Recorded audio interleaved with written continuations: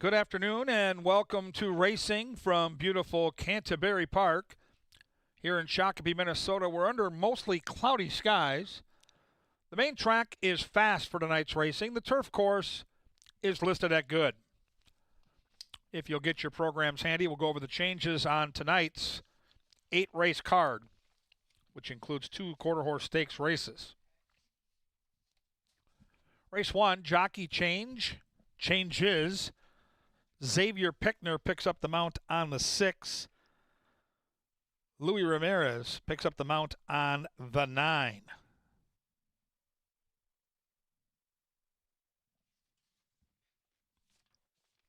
Race number 2, runs like the wind.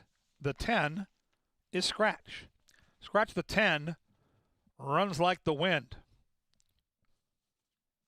Race 3, Scratch the 2, Avery's Marble Queen. Race 3, take out the 2. Race 4, no changes. No changes in tonight's 4th race. Race 5, number 1, Speaking Loud, is scratched. Race 5, remove that 1. Race 6, a pair of scratches. The 3, Make It Happen, and the 6, Raven's Quest. 3 and 6 out of race 6. Race 7 will start Dr. Dan's late daily double, and there are no changes. Free and clear in the penultimate race on the card. Race 8, take out the 1, Mr. Fabricator. Race 8, scratch 1. Fast and good. 3 quarter horses, 5 thoroughbred races for your pleasure, a couple of quarter horse stakes races. Up next, Today at the Races, sponsored by Touchdown Tile, featuring Angela Herman and Jeff Madej. Stay right here.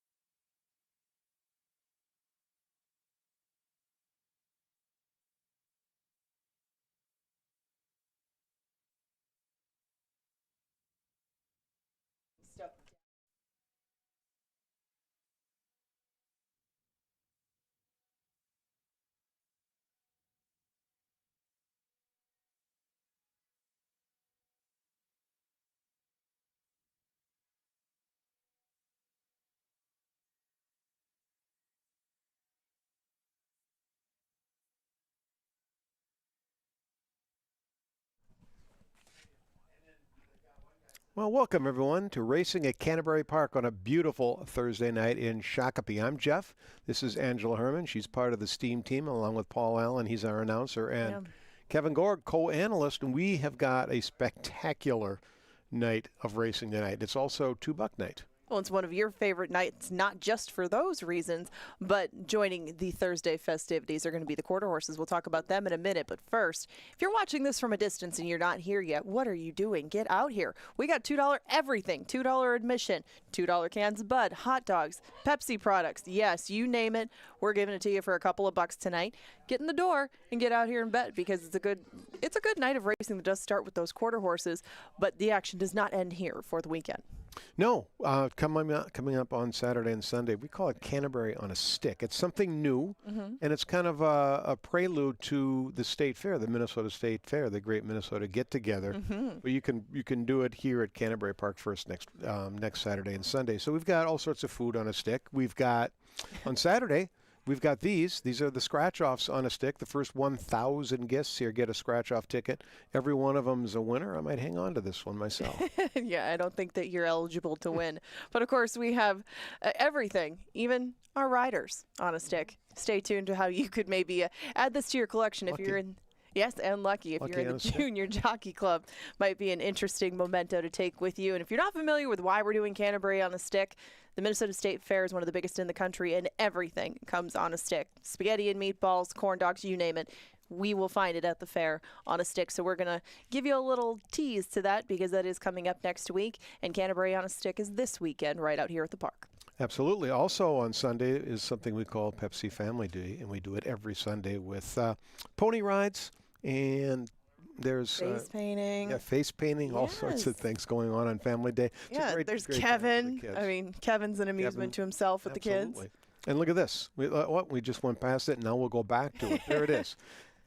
We allow you to meet the kids, to meet the pro athletes, the jockeys. And this week, Sacheen Paris will be the featured jockey after race number 3. You can come down. They all have trading cards. I lost my jockey trading cards, but the jockeys have trading cards. Right. We'll probably put Sacheen Paris's trading card on a stick. Kids can pick it up, get an autograph, get a photo taken, meet and greet a professional athlete. A trading card on a stick. Never thought you would get that in your day at the races, but here you are. And yes, you get a chance to get up close and personal and meet the athletes who are aboard these horses each race. And you get a different one each Sunday. It seems like we have a good rotation, because it is such a personable group of people down in that jocks room. Great to meet them, take pictures with them. You can really talk to them about anything. They are such a nice group of people. So take that opportunity each Sunday, join the Junior Jockey Club, and meet the riders themselves. Jumping a little further ahead to September 5th, it is the Minnesota Festival of Champions, a night of racing dedicated to horses bred in Minnesota. Now on the 3rd of September, on that Thursday night, we'll have the quarter horse racing. So that's it's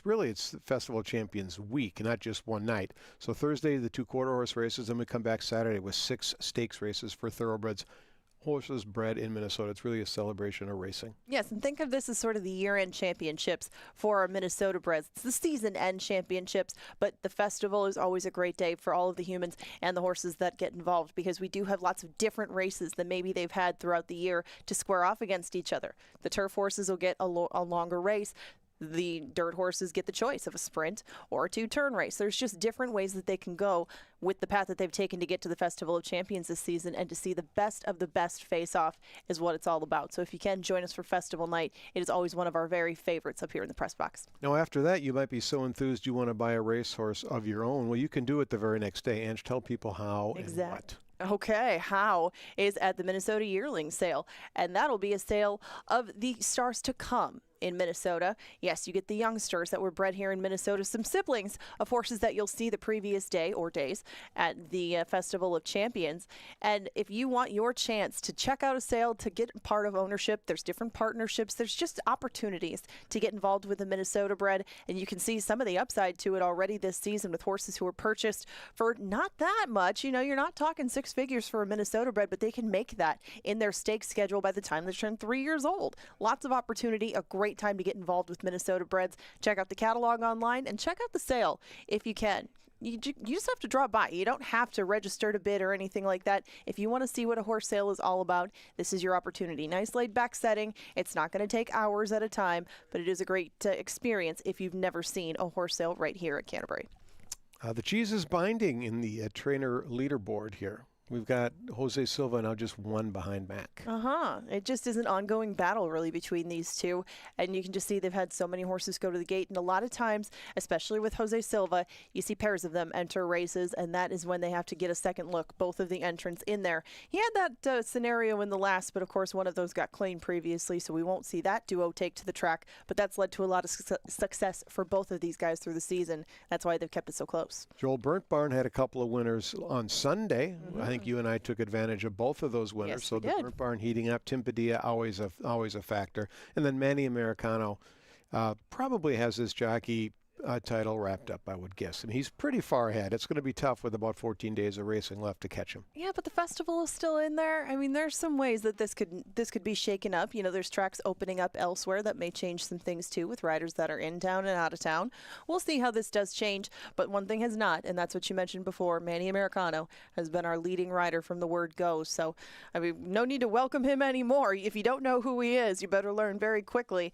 This is his first summer here, and he made a big bang right from the start. But really a talented jockey colony, and so you get your money's worth no matter who you're betting on. That's now, right. We have quarter horse racing tonight. There should be a pair of Olmsteads on top there. Yes, there are.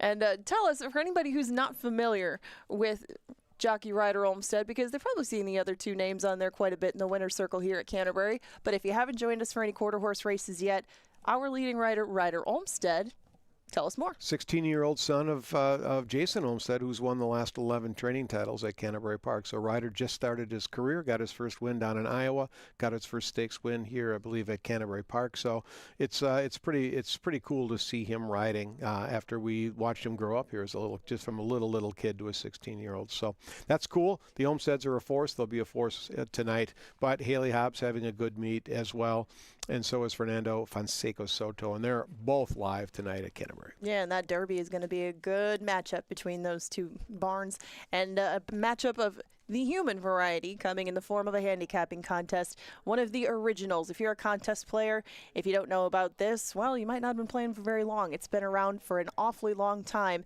and it's taking place this weekend here at Canterbury. Jeff, you've run this for years and years and years. You really were the brain, well, you and Sheila, the brains behind it. Tell us more about the Dog Days of Summer. Well, it's 2 days of gambling. It's a handicapping contest. People come from all over the country. This is the 30th year we've been doing it. It's the longest running live bankroll contest in the world.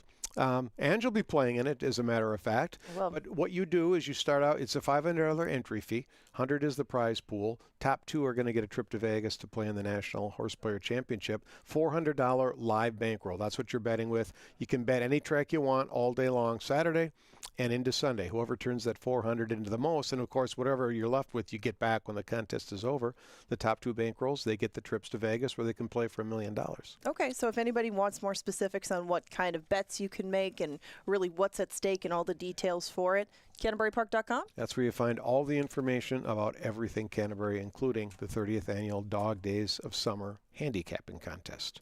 Now, if you want to get into handicapping the Canterbury races, that's easy too. We've made it super simple for you. Just go to brisnet.com, log on, and download free past performances. You can get them for tonight and for Saturday and for Sunday and for the rest of the meet. Free, brisnet.com. Okay, a little look at tonight's races, a quick preview of these quarter horse stakes. Okay, well, you are the resident quarter horse expert here, Jeffrey, and the two races look a little different because, well, in the Futurity, a whole bunch of them are coming from the same barn, but we've seen this before.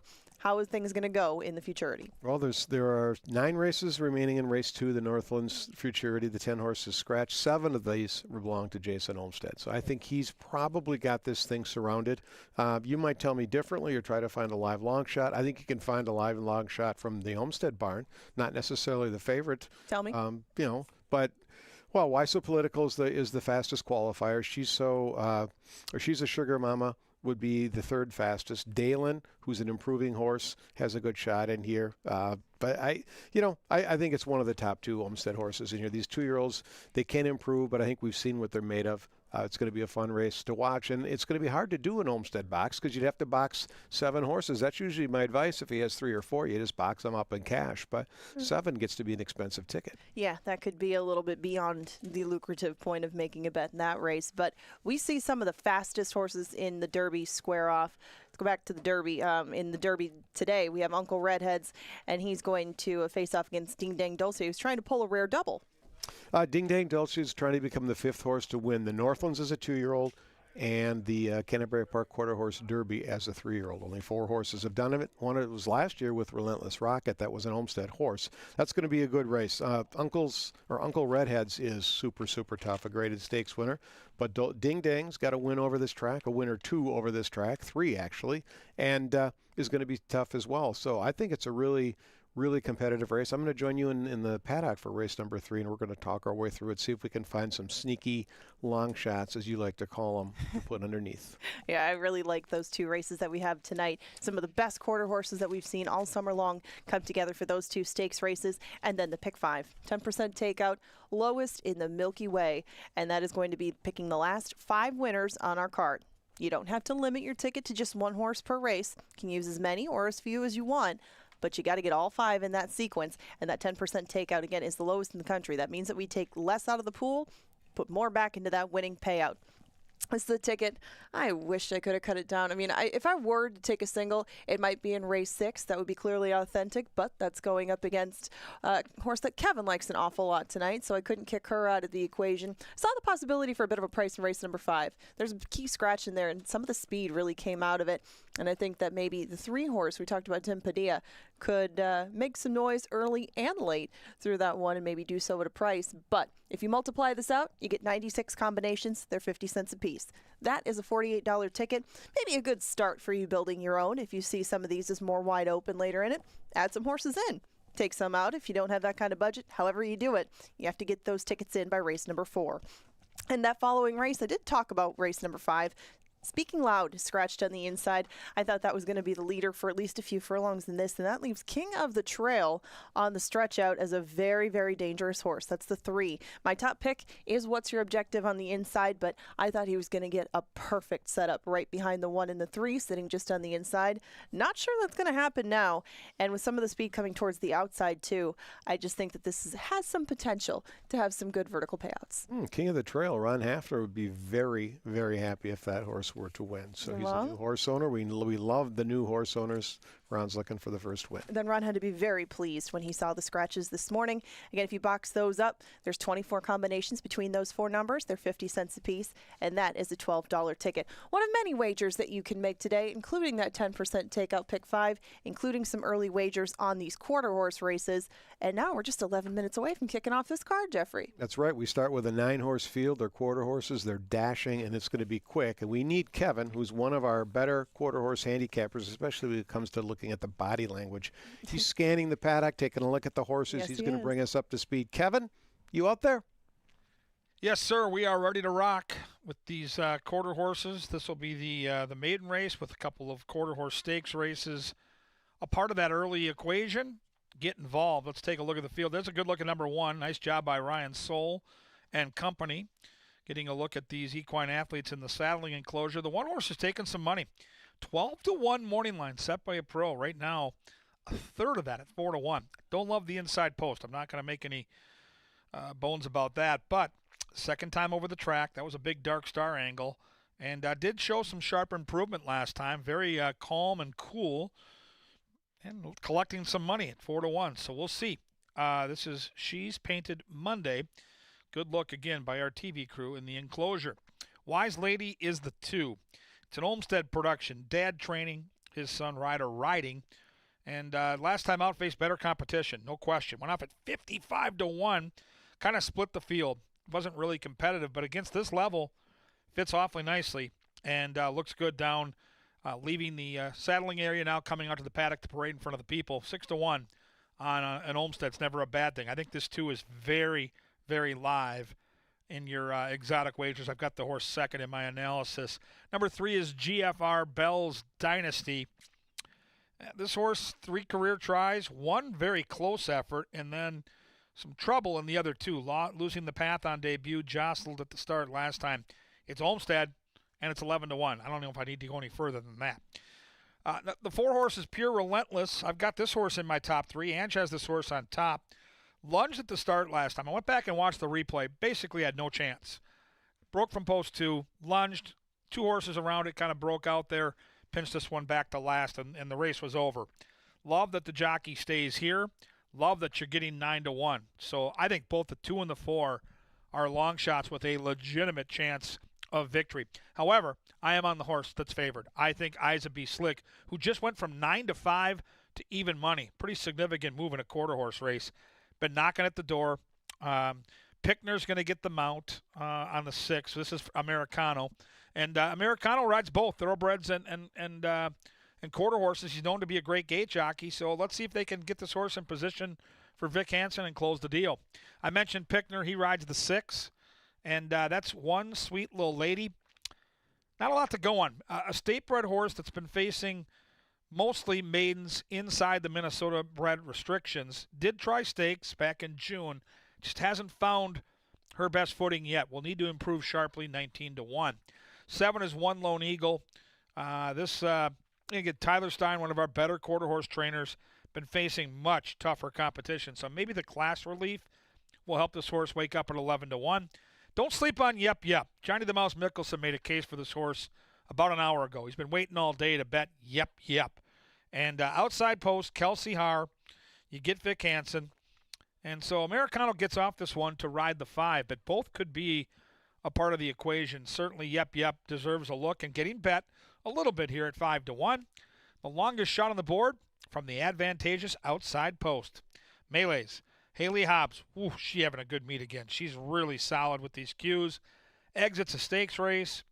Back probably where the horse belongs. And if you go back to that debut in the middle of June against $29,000 stakes company, finished 4th out of 9, only beaten a couple lengths. And the horse that won that race turned out to be a pretty nice racehorse. So if you're looking for just a crazy price to throw into your exotics, not saying the 9's going to win.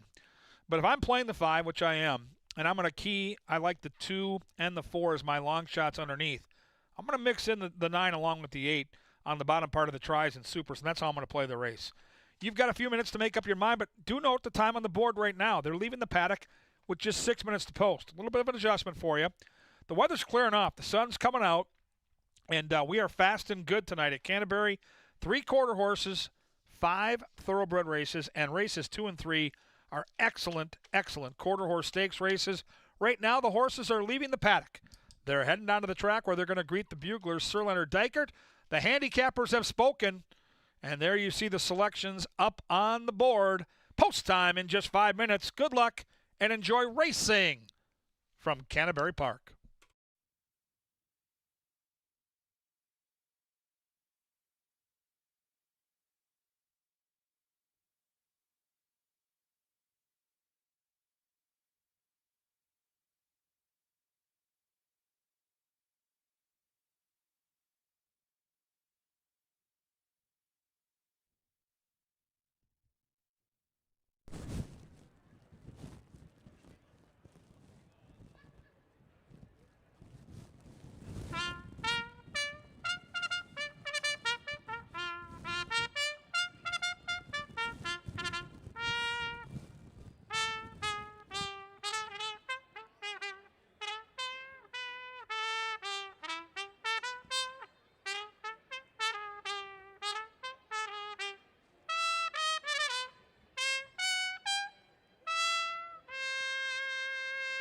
Our bugler, Lynn Dykert, brings them onto the track for the first race. Here in race number 1, number 6, One Sweet Little Lady, is now ridden by Xavier Pickner. And number 9, Malaise, is ridden by Luis Ramirez. 4 minutes.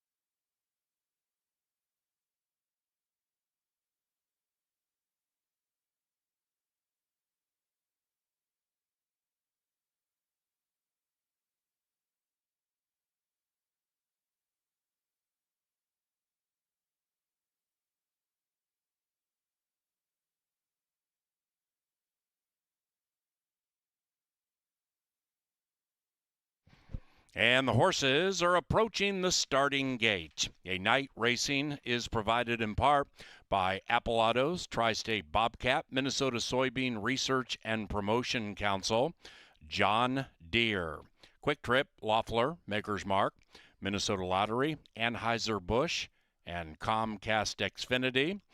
We welcome our featured groups this evening: Professional Insurance Women of Minnesota, House of Insurance Agencies Party, Cetera Investors Edina, Braun Tucky, Arco Companies, Delta Pilot Appreciation Night, the Vonnies, Yale Mechanical, ATS Logistics, the Carpenter Everett Company, and Wesco's Colts and Connections. It's post time for the first Thursday at Canterbury Park.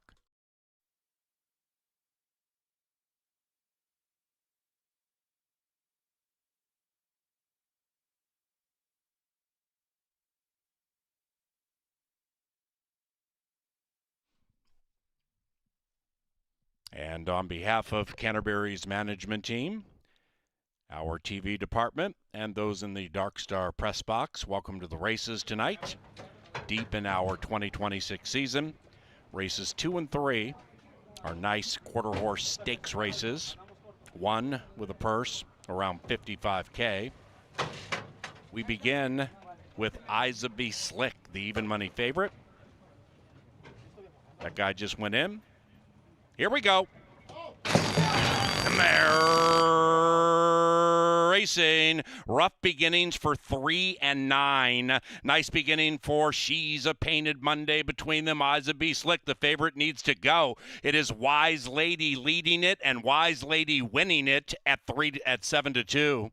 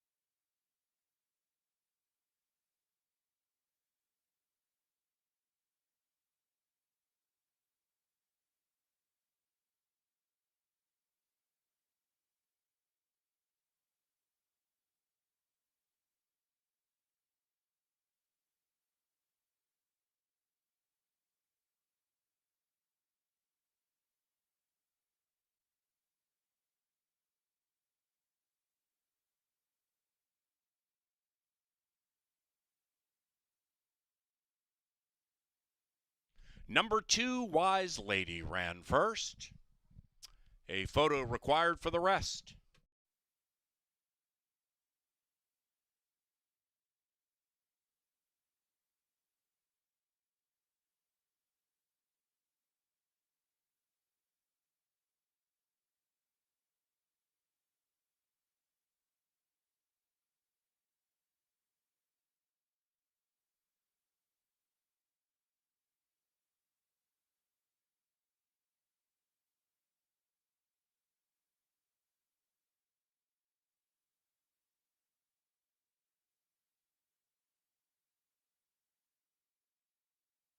The numbers: 2, 5, 7, 8.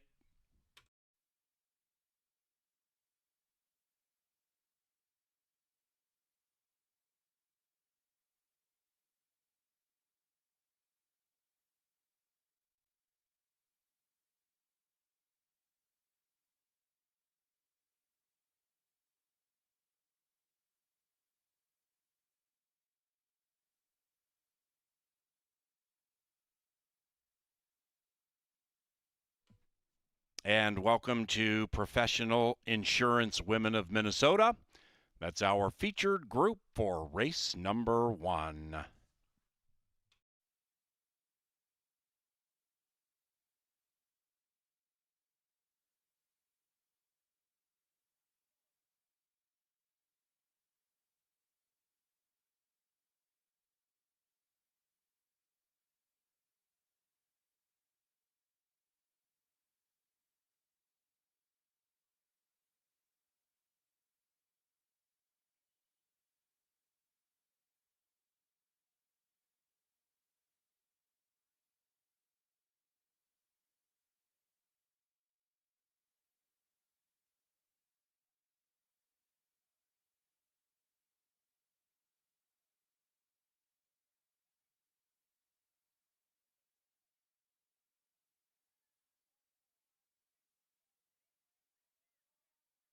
The first race is official.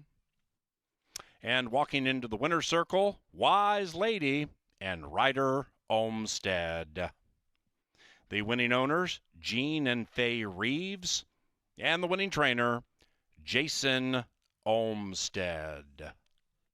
First Superfecta paid $36.26 for a dime. Exacta $17.60. Trifecta $45.50. The second race is about 20 minutes from now. It is the 39th running of the Northlands Futurity with a purse just under $60,000. Scratch number 10, Runs Like the Wind. The second is courtesy of Apple Autos, the official vehicle supplier to Canterbury Park, and Comcast Xfinity.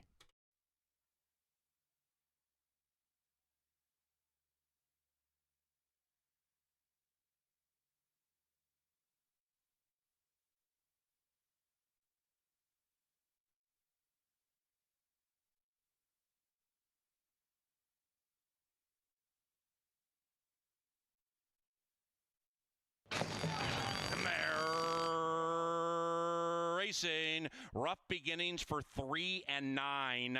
Nice beginning for She's a Painted Monday between them. Eyes of Be Slick. The favorite needs to go. It is Wise Lady leading it and Wise Lady winning it at 7-2.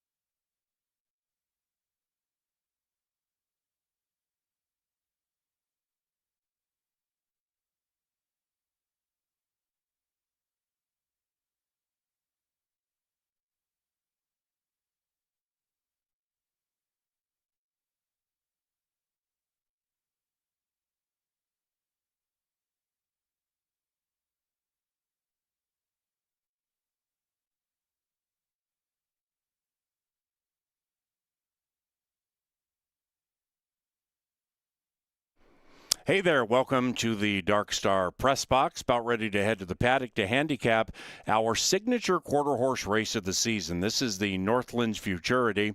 It's the 39th running.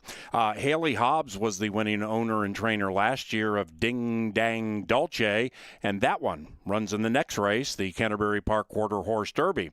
Jason Olmstead has 7 of the 9 in this race and has won it 3 of the last 7 years. He also has the favorite, She's a Sugar Mama.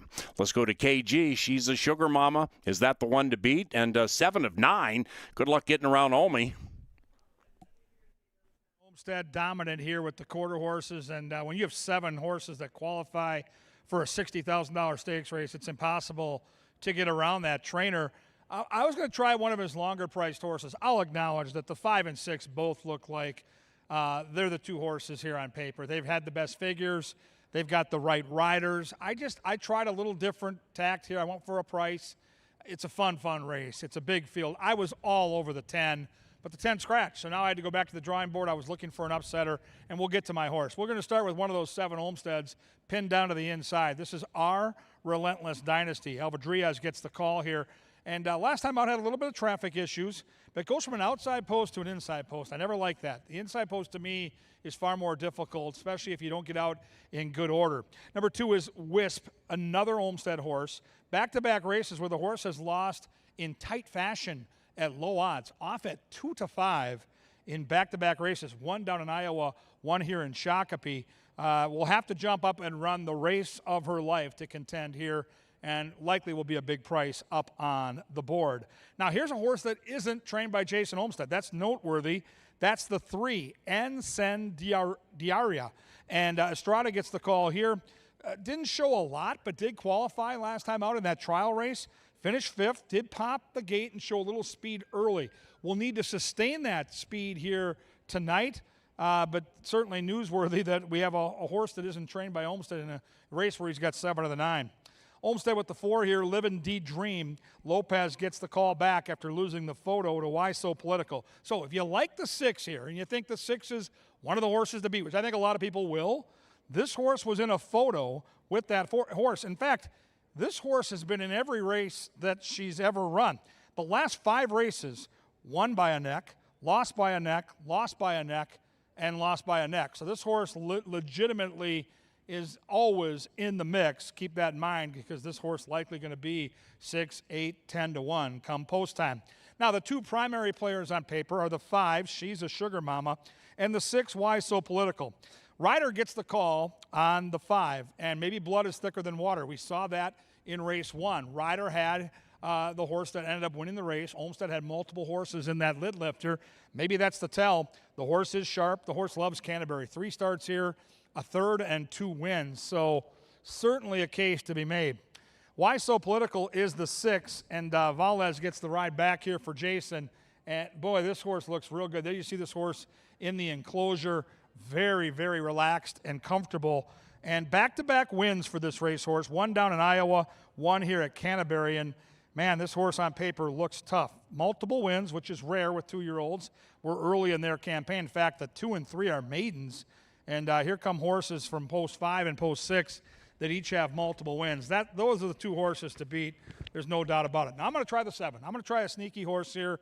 I see that Ryder Olmstead gets off, and that's never a good thing when the trainer's son ends up riding a different horse in the race. But Daylin has showed some real talent, and it looks like a young horse that's come back now since shipping in from Oklahoma and found a race surface that she really likes. Now, she'll have to pick it up a little bit in terms of her finishing time, but if you look at her last 2 races, she won comfortably as the favorite back on July the 9th, and then in one of the trial races, I love the way this horse dug in late. She didn't have to win that race. She was going to qualify. She showed some real courage in the late stages when she was surrounded. I think Daylin's got talent, and I think people might be sleeping on this racehorse. I like the way she's also looking in the enclosure. And, yeah, I think 9-1, more than fair on Daylin. 8 is Golden Wonton. Pickner gets the call here for Jason Olmstead. Wasn't beaten by much. In fact, Daylin runs like the wind in Wisp. They beat her last time, but by less than a length. 20-1 morning line. Look at all those Olmstead silks. Holy cow. It's like a pack of wolves that just came out of the jocks room. Look at these guys. They're all wearing the same silks. It's crazy to see that. All right, Golden Wonton, the 8, is 7-1, taking betting action down from that 20-1 morning line. Number 9 is She's So Relentless. Ramirez gets the call for, hey, Tyler Stein has a horse. Tyler Stein trains the outside horse. And by the way, Tyler Stein wins a lot of races at Canterbury. If you're new to quarter horse racing here at this racetrack, do not sleep on Mr. Tyler Stein. It's a Maher horse. It's a horse third off the layoff. It's a horse that's hit the board in stakes competition. And it's a horse that's 23-1 right now. Again, if you're looking for something crazy to hit the trifecta or the superfecta, I think you could do a lot worse than that 9. So as we look at the horses out here, let's talk body language. I've gone through the particulars on paper. The inside two have a lot of energy, right? They're both Olmies. They both have those pretty blinkers on. Two Horse is really a handful here. She is really full of herself. That is Wisp. I like the muscle on her. She's got to get a little bit more under control, but she looks spectacular physically. 5 and 6 are doing their thing. These are the two horses that likely battle it out at the betting windows to be the favorite. 5 right now, the People's Choice. Paul Allen selection. Gorgeous coat. Ears are up. There's a nice crowd assembled here in the paddock. And, you know, these are 2-year-olds. These are still babies. And she's got great composure out here. I like the way she's doing.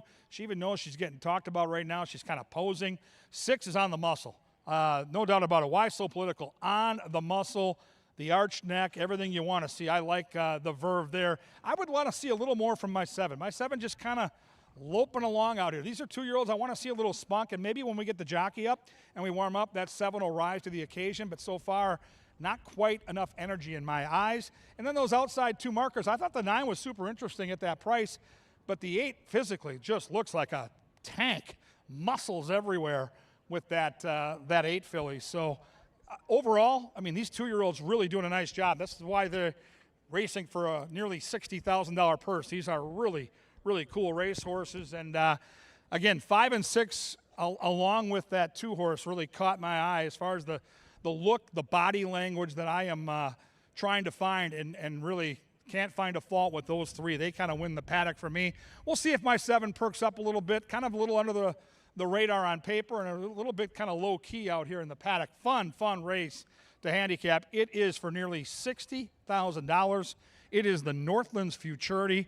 What a cool little daily double or pick 3 you can put together with these back-to-back stakes races. Big fields abound. And really fun race to handicap. The sun is out. The stakes racing is about ready to begin. It's a gorgeous Thursday night at Canterbury Park. Get your bets in right now. The Northlands Futurity, the 2-year-olds at the gate inside 7 minutes. Good luck, everybody.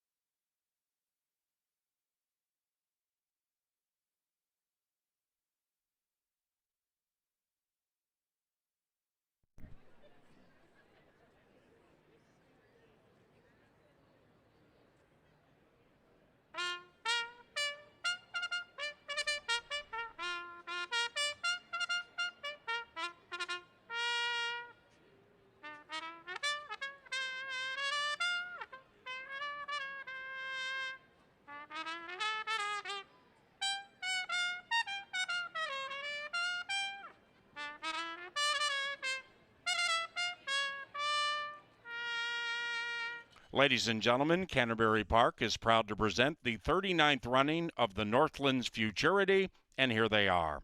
Number 1 is Our Relentless Dynasty, owned by Tom Maher and Amber Olmsted. Jason Olmsted trains. Armando Alvidrez in the irons. Yasiel Soto rides number 2, Wisp, also trained by Jason Olmsted. This one is owned by Kavanaugh Quarter Horses. And number 3 is Incendiary, owned by Oscar Espinoza. Incendiary is trained by Jose Gamez. In the irons, Giovanni Estrada. And Jose Lopez rides number 4, Livin' de Dream, for Kavanaugh Quarter Horses and trainer Jason Olmstead. Jason also has the current favorite, She's a Sugar Mama. This one is owned by Tom Maher and Paul Ludeman. The jockey, Ryder Olmstead. Gonzalo Valles Jr. rides Why So Political for Kavanaugh Quarter Horses and trainer Jason Olmstead. Number 7 is Daylin, owned by Tom Maher, trained by Jason Olmstead. Francisco Ramirez Jr. has the call. Xavier Pickner rides number 8, Golden Wonton, for Kavanaugh Quarter Horses and trainer Jason Olmstead. And the 9, Tom Maher's She's So Relentless. This filly is trained by Tyler Stein. Angel Ramirez has the call. Those 9 go to the gate for the Northlands Futurity 3 minutes from now.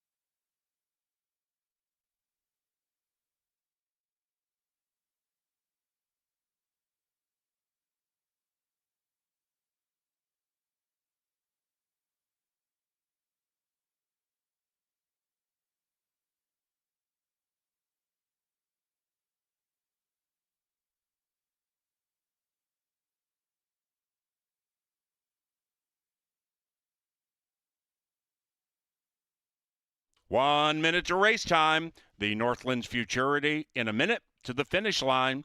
Angela and KG with some late thoughts.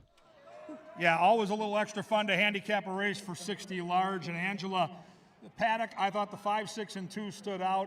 Whether it's on paper or what you've seen watching these horses warm up, who stands out to you? Well, I would definitely say the board makes the 6 stand out to me. I liked Why So Political at 2-1. Why wouldn't I love her at 9-2? Right now, you got a 3-5 favorite, and she's a Sugar Mama. Who on there provides the most value of anybody that you saw in the paddock or that you saw on paper right now? I thought the 9. I thought the 9 really looked the part in the paddock. It's Tyler Stein. It's not an Olmstead, so you got 7 Olmsteads.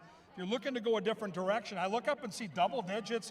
As you know, I'm a sucker for the outside post, so I had the 7. I didn't love the way the 7 looked in the paddock. I'm going to tell you, the 9, I think, can hit the trifecta here at a big number. That's fair, and you have everybody at a very fair number. Here's the thing. If you're betting exactas, if you're win betting, everybody in here, I think with the exception of the favorite, is probably overlaid. And 7-2 is the most I could have expected on the 6 in here. Did anybody else really act up too much in the paddock that maybe if you were thinking of including them on top, maybe you'd put them down below at a price?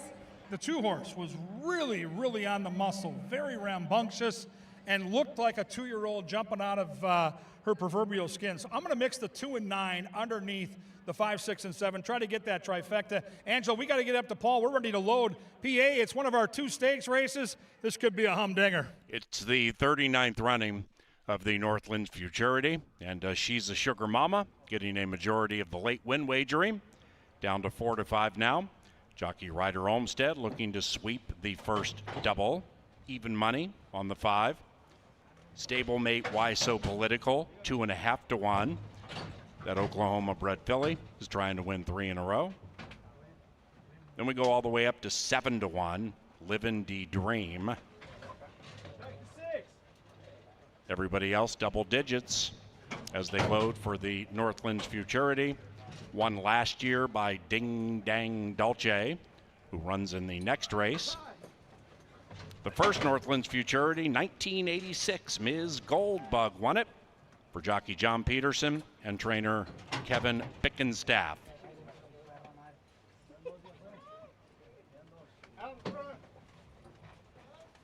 We have 2 left to load. Golden Wonton.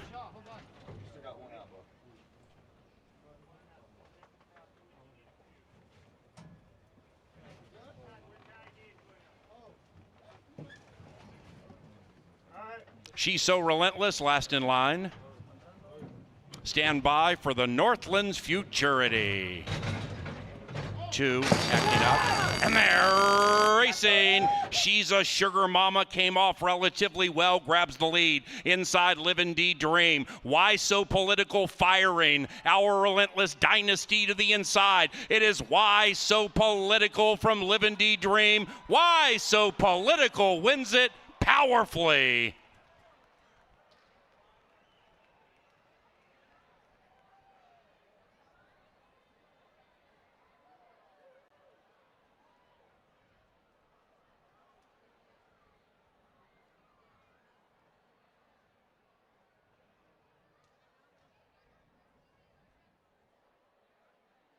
Number 6, Why So Political, is the Northlands Futurity champion. Photography for the rest.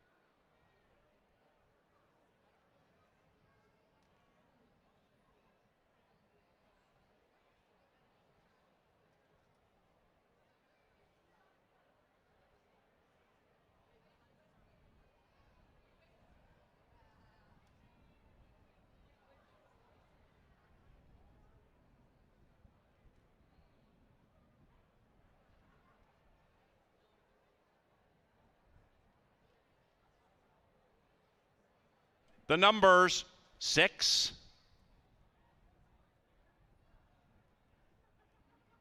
5, 1, 4,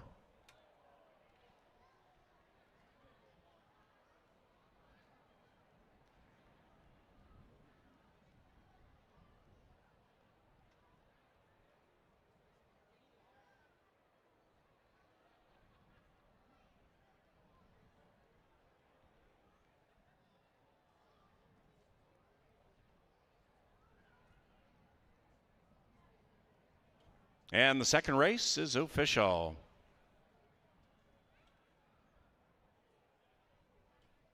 The first double paid $49.20.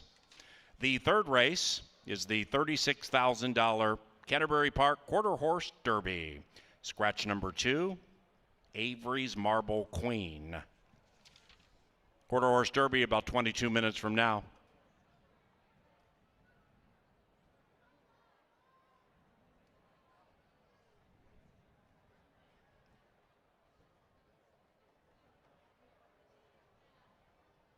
And we welcome Maria Tranquilino from the Horseman's Bookkeeper's Office. That's our bookkeeper, to the winner's enclosure to present the winning trainer, jockey, and owner of the Northlands Futurity Champion Why So Political belt buckles. Welcome, Maria Tranquilino.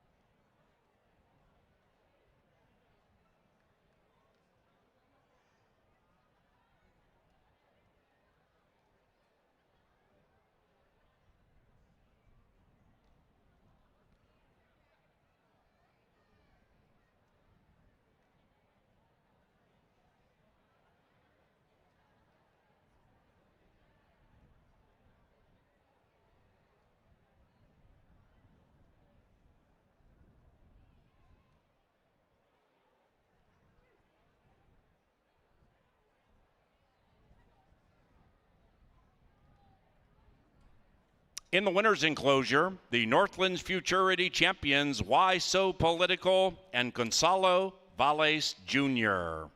The winning owners, Kavanaugh Quarter Horses, and the winning trainer, Jason Olmstead. Why So Political is a 2-year-old bay filly by Apolitical Jess out of Why, bred in Oklahoma by Kavanaugh Quarter Horses. We welcome Quarter Horse Racing Secretary Tyler Hart to the winner's enclosure. Tyler is in the winner's enclosure for the celebratory presentation to the winning connections of the 39th Northlands Futurity.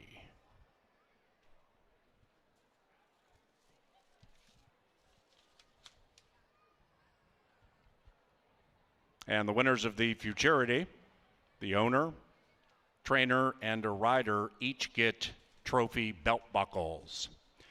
Congratulations to the connections, and welcome Tyler Hart.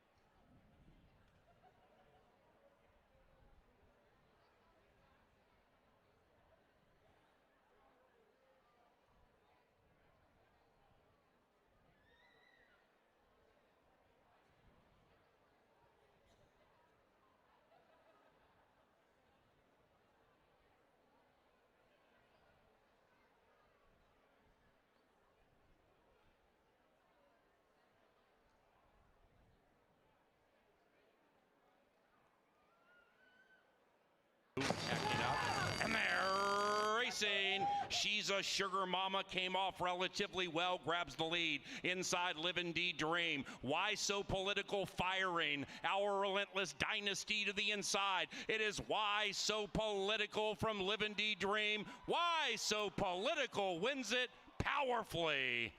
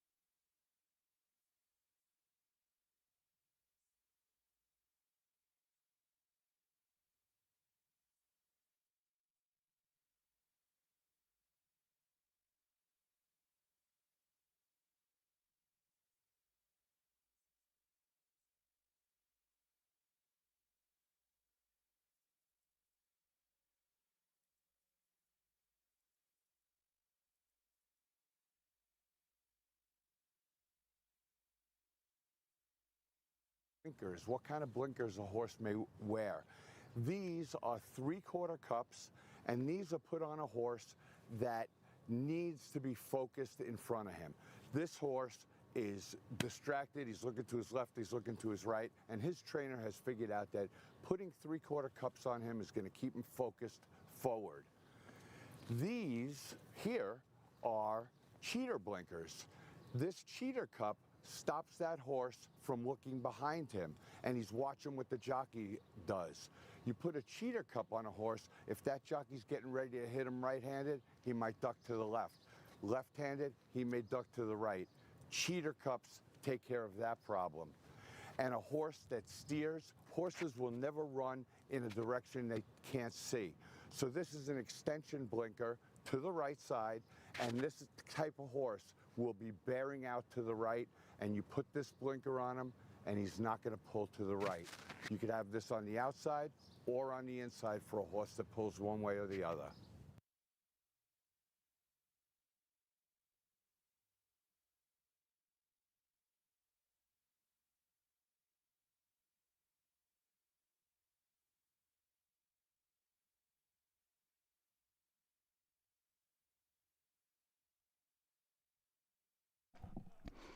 All righty, let's get ready for the Canterbury Park Quarter Horse Derby. Welcome back to the Dark Star Press Box. And this is the 39th running of this race. Ding Dang Dolce, number 6, won the Northlands Futurity last year, represented well in the trial. Uncle Redheads is looking to win 3 in a row. Very impressive in the trial for this. And the trainer, Jason Olmstead, has won this race 3 consecutive years. Right now, the favorite is Uncle Redheads. Let's handicap it from the paddock. And down we go. Thank you very much, Paul. Yes, we have the 3-year-olds now taking the stage. 2-year-olds were in the Futurity, and the Derby has older horses going a little bit further, and that's a big difference for these, right, Jeffrey? Because a lot of these horses have been going 250, 300, maybe 350 up to this point in their career. 400 is a distance that some horses have been looking for a while, and it's a little too far for some of them. What do you think? Yeah, there's not a lot of information to be found at 400. We can look and see here because they all ran in the trial, but you're right. The 400-yard distance is not common any longer in quarter horse racing. They run a lot of shorter races, so to find that quarter horse that can get efficiently 400 yards is crucial. There's a couple in here that are proven, though, at this distance. That's very true. And when you talk about trials, if you're unfamiliar with what that is, there were a couple of races that got horses into this race, and they were time trials to see who would make the final field and rank them, essentially, so that you had an idea of who was taking to this sort of thing, who liked the track, and who would be your favorites in the final. Half a House was 12-1 on the morning line, is currently 10-1. We should note that the 2 Avery's Marble Queen has scratched out of here. And you'll see a lot of these with good races in those trials, and she was one of them. It's just been the gate that's been a bit of a problem for Half a House. Sometimes it takes her a little while to get going, but 400 really wasn't any hindrance last time. Just a hard luck filly. Look at the comment lines here. Crowded, bobbled, crowded, broke in, broke out, multiple bumps. Just trouble, trouble, trouble. When this horse can run straight, you can look at the past performances and see her wins, and she's got 2 wins. She could upset in this race, but it's got to be a perfect trip, and it's got to be the best race of her career. But if you're playing the exotics, the tries, the exactas, the supers, I think Half a House has got to be in the mix. No, I would agree with that. And of course, Manny Maricano, who is our leading thoroughbred jockey, rides quarter horses too. He's hit the board an awful lot. He's got some seconds, and Half a House got one of those 3rd place finishes with him on board. Makes some sense in here at a much better price than you're going to get on the 3 Uncle Redheads. You know, he was kind of set up to be one of the favorites in here. You, me, Kevin, Paul, a lot of people like Uncle Redheads, as you can see by his even money price on the board. But how could you not? I mean, 12 of the 15 have landed him in the top 2. Doesn't matter the track surface, doesn't matter the distance. Just as long as this horse gets out of the gate, and he almost always does, he puts in a good race. Uncle Redheads is awfully hard to get around in this group. Yeah, well, I don't have Uncle Redheads on top, and I get it. I can read the racing form. I can see that the horse is 8 for 15, that it's run out $250,000. Uncle Redheads has won multiple graded stakes. I get it. This horse should win this race. It's going to be super tough to beat. I'm looking elsewhere, and I also know that Jason Olmstead has won the Derby the last 3 years. So there's a lot of things that says Olmstead will be successful here. Uncle Redheads deserves to be the favorite. The horse that was just a length behind him is Isa One right next door. As opposed to 4 to 5, you get 23-1 on this one. What do you make of him in his second start in Shakopee? Brookett's maiden at Remington and a maiden claimer. Generally, I look for the horses that were intended for different things. The maiden special, the straight maiden winners, right? This one will be a big price. If you're going to use it down below. And Terrorizer is a horse that we've seen quite a bit of this spring, actually. A couple of second place finishes. Now, granted, those weren't Derby Trial Company, but he held his own last time around. He was beaten a couple of lengths by Ding Dang Dulce, Hollywood, Half a House. If you fancy those guys, you got to give Terrorizer a little bit of a look in here. Right now, 10-1, right? Yeah, some of our top owners, too, involved here. Tom Maher and Paul Ludeman. Ryder Olmsted, who won the opener, gets the call here. Terrorizer, in with a shot, Ange. Okay, now tell me about the 6, and tell me why you do have this 5-2 shot on top as opposed to Uncle Redhead's. He makes a great impression down here. Ding Dang Dulce trying to pull a very rare double, but the talent that he's shown makes you think it's very much within his scope. Proven at the distance, 3 for 5, has won over this track. In fact, won that Northlands. Looks to be the 5th horse to win the Northlands and the Derby. Needs a straight trip, though. Ding Dang's another one that seems to get lost, maybe coming down the track, doesn't always run straight. I think if he does, he could win this race. I was hoping for a little better price, 3-1 right now. That's probably about where it lands. I get Uncle Red's Head, so is the one to beat. But Ding Dang, with a good break, is going to get out and is going to go. And Hollywood is going to be hanging right on him. That's the 7 horse in here, Ange. Well, they all follow kind of the same pattern where they either win or they put it all on the line trying. Lots of first and seconds for him, for her. And Hollywood comes off one of those second place finishes. They were just a neck apart last time, but on the board, holy cow, they couldn't be more far apart. 5-2 and 18-1. I'd have to say this is the value of the board at the moment, wouldn't you? Absolutely. That's a very fair price on a filly who's got some talent. Fins Up should be a number 2. That's the 8 horse in here for Jose Gomez. Ramirez aboard. 20-1 odds, and the morning line's going to go off right around there. Now, the 9, WF Tough as Diamonds, this horse has a chance here, too. Got beat by Uncle Redhead's last time, but you look back to a common day when they both ran in trials. This horse qualified. Uncle Redhead's did not that day. That's an upsetter, Ange. That was a tricky day, though. It was a wet track, and it was drying out through 5 different trials. He won his trial, but it just was a time that didn't qualify him for the final. Tough as Diamonds looks awesome in here. Looks really good, makes a good impression, and you get 12-1 on him, 21-1 on the outside runner. Relentless Country, your thoughts? This is an Olmsted horse. So again, if you're playing the Super, I mean, he ran 1 through 6 in the Northlands. He's got 4 horses in here. Play it on the bottom if you're playing those superfectas. Never throw an Olmsted horse out. That's a look at the Derby. This is a great field here. They left the walking ring. They're headed to the racetrack. Things get underway soon. And don't forget, we've got a pick 4 starting in race number 3.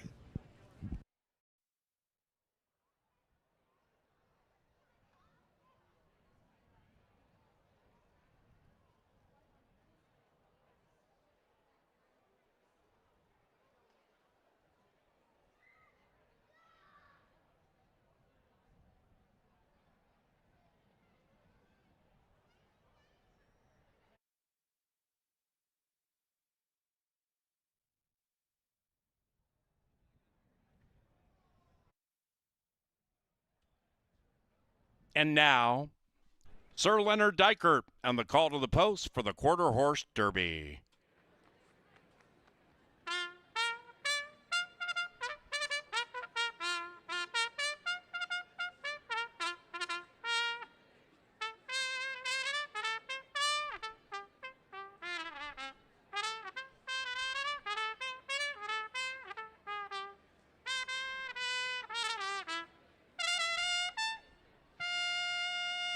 And Canterbury Park is proud to present the 2026 Canterbury Park Quarter Horse Derby. And here they are.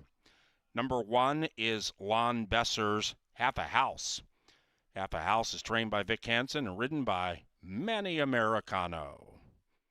Armando Alvarez rides number 3, Uncle Redheads, for Kavanaugh Quarter Horses and trainer Jason Olmsted.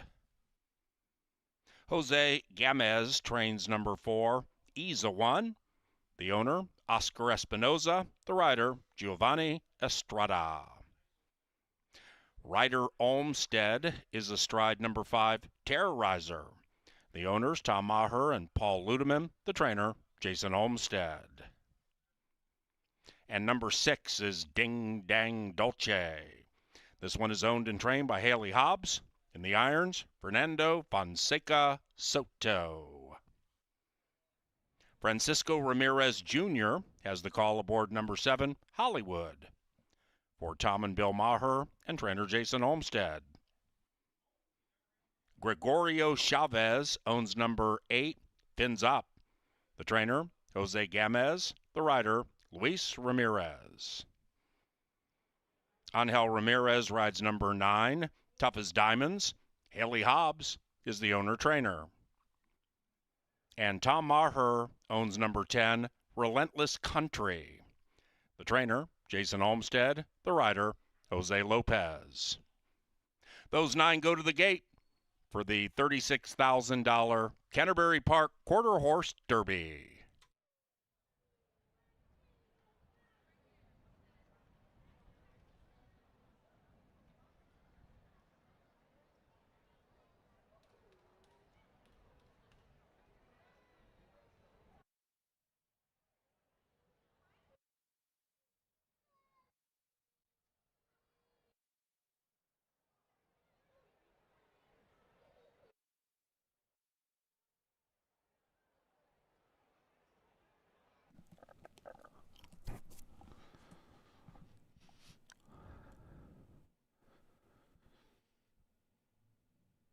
Tri-State Bobcat sponsors it. It is the power play. We isolate a horse later in the card. We've got thoroughbreds on deck after this terrific quarter horse stakes race. Let's go to race 6. Let's go to number 1. Everything Bugs Me. Quickly look at the particulars.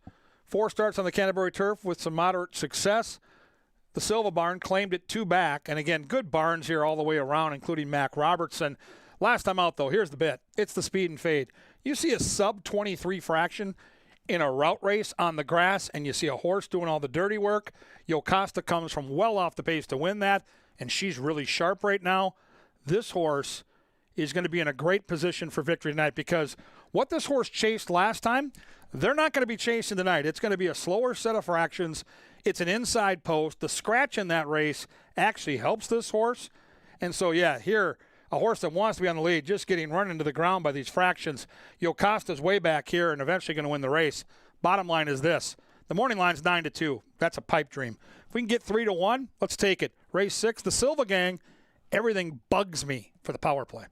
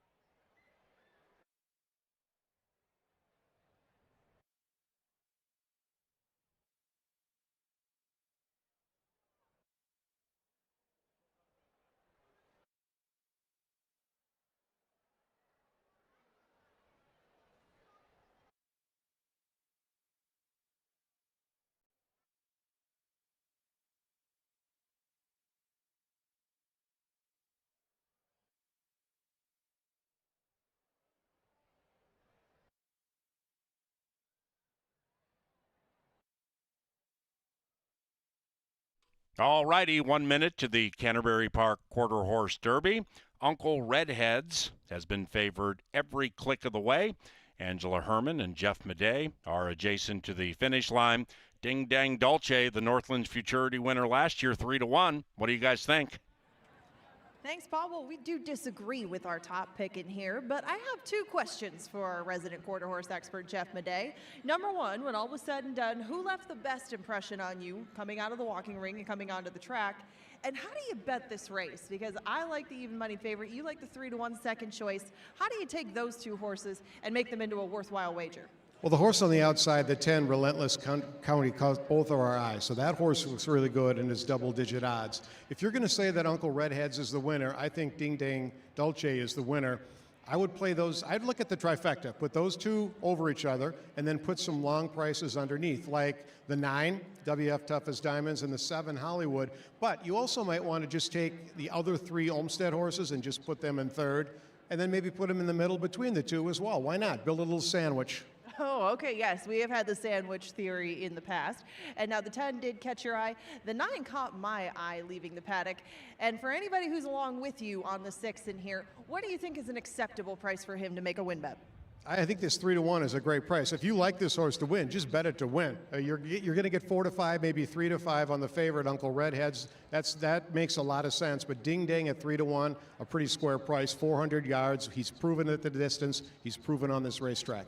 Right, and exotics are more for maybe my pick or Kevin's pick, Uncle Redheads. But either way, these two should be pretty close by the time they leave the gate, and that moment is coming soon. Paul, up to you. Great job. They've reached the gate. It's post time for the Quarter Horse Derby. Race number 3, also sponsored in part by Bushlight and Quick Trip. Uncle Redheads, 4 to 5. Ding Dang Dolce, 3 to 1. Relentless Rocket won this race last year. Owner Tom Maher has won this race 2 consecutive years. Paul Ludeman's Summer Run Inc. won it in 2023 with Beep Beep Rev Rev. Back in the Canterbury Downs days when we had the first Quarter Horse Derby. 86, the first winner, Throb, for jockey Daryl Blevins and D.L. Taliaferro, the trainer.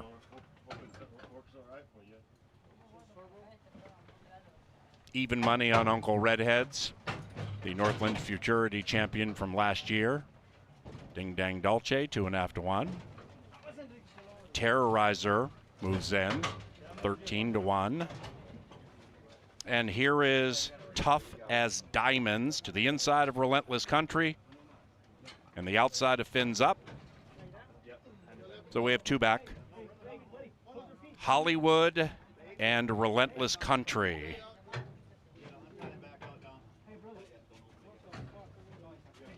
Tough as Diamonds from 8 to 1 to 5 to 1, the most recent click.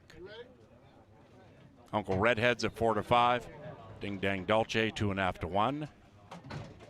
Now 9 to 2 on that 9. Getting a fair amount of the late win wagering action. That would be Tough as Diamonds. So here is Fins Up and Tough as Diamonds. Then Relentless Country. Then the Quarter Horse Derby. One out.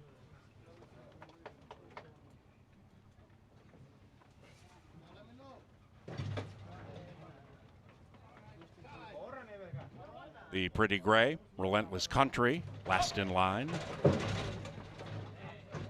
That's Isa 1, getting a bit rambunctious.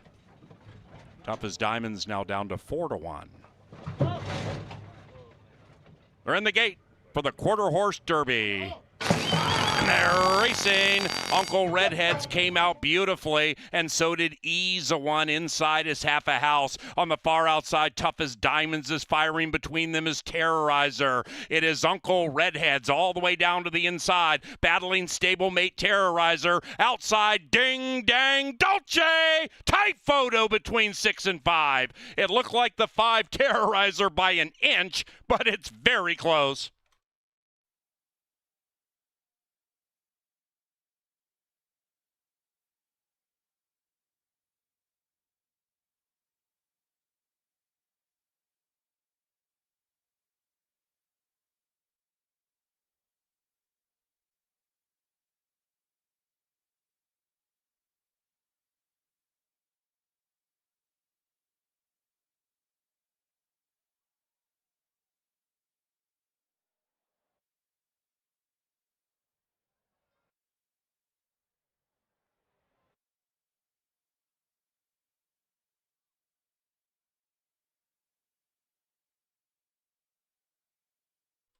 Very, very tight photo between 5 and 6 for all the money in the Quarter Horse Derby. Placing judges are analyzing it. Should have an answer shortly.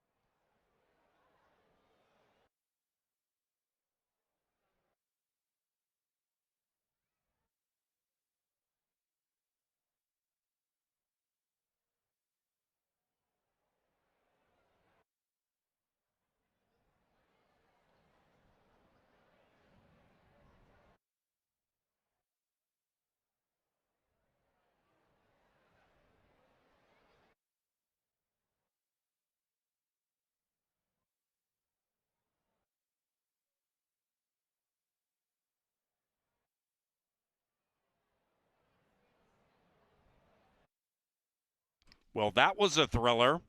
The result of the photo shows the winner is number 6. Ding Dang Dolce wins the Northlands Futurity last year and the Quarter Horse Derby this year. Well done. 6, 5, 3, 9.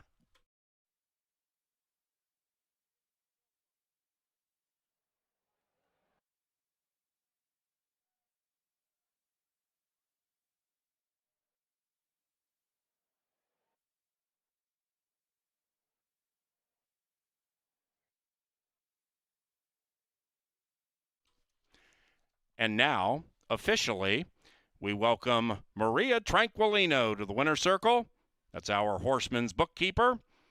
And Maria is here to congratulate the winning connections of the Quarter Horse Derby and present the winning trainer, jockey, and owner with trophy belt buckles.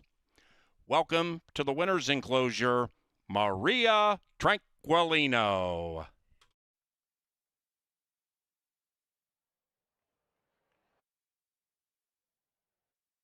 And the Quarter Horse Derby is official. Favorite finishes third. Trifecta paid $65.40, favorite on the bottom. 10-cent superfecta, $6.539, nearly $50 for a dime. The first pick 3 today paid $46.20. And that exacta, second choice over long shot, $56.60. Race number 4 takes us to the thoroughbred portion of the equation, and we have a 50-cent pick 5 on the final 5 live races today. Race number 4 is on a turf course listed as good. And the rail's all the way to the inside. Pick 5 time about 22 minutes from now. Into the winner's enclosure, the Quarter Horse Derby champions Ding Dang Dolce and Fernando Fonseca Soto. Ding Dang Dolce is owned and trained by Haley Hobbs. This guy is a 3-year-old sorrel son of Dolce Sintacta, bred in Oklahoma. Was the Quarter Horse Derby champion, Ding Dang Dolce, and bred by Neff Hogue Farm.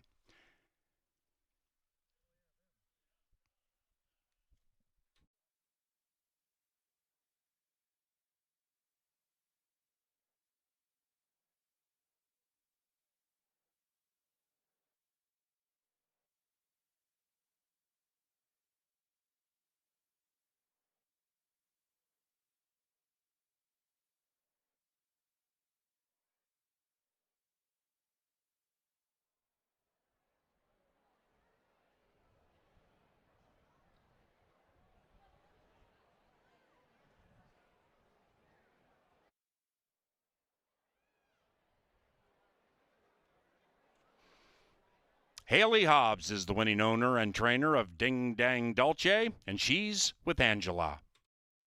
Yes, Haley Hobbs got a couple of those belt buckles because you need all the connections with this horse. So, sometimes it looks like he's in front one step out of the gate. Today, he made it a little bit more exciting. Tell us how it looked from your view. Yeah, I didn't think he was going to have a chance once he fell down like that, but he has a huge heart, and he showed it today. We saw a lot of his ability at 2, but how has he come along as a 3-year-old? What's changed with him? How's he grown up? Oh, he's just the same. He tries hard, and he's the same. He's been a thrill to watch here. Maybe not as much of a thrill for you guys to watch, but congratulations. He puts on a good show every time and a winning performance here in the Derby. Thank you. Ding Dang Dolce gets it done in very thrilling fashion in the Derby.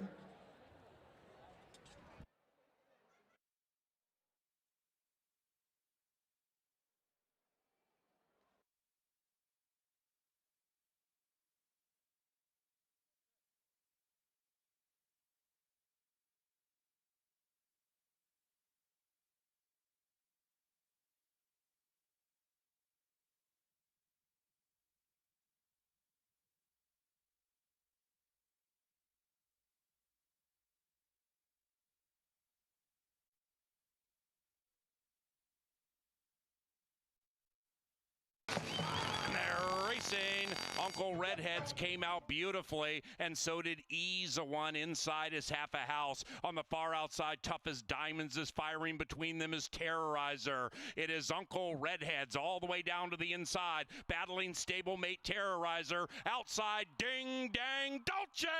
Tight photo between 6 and 5.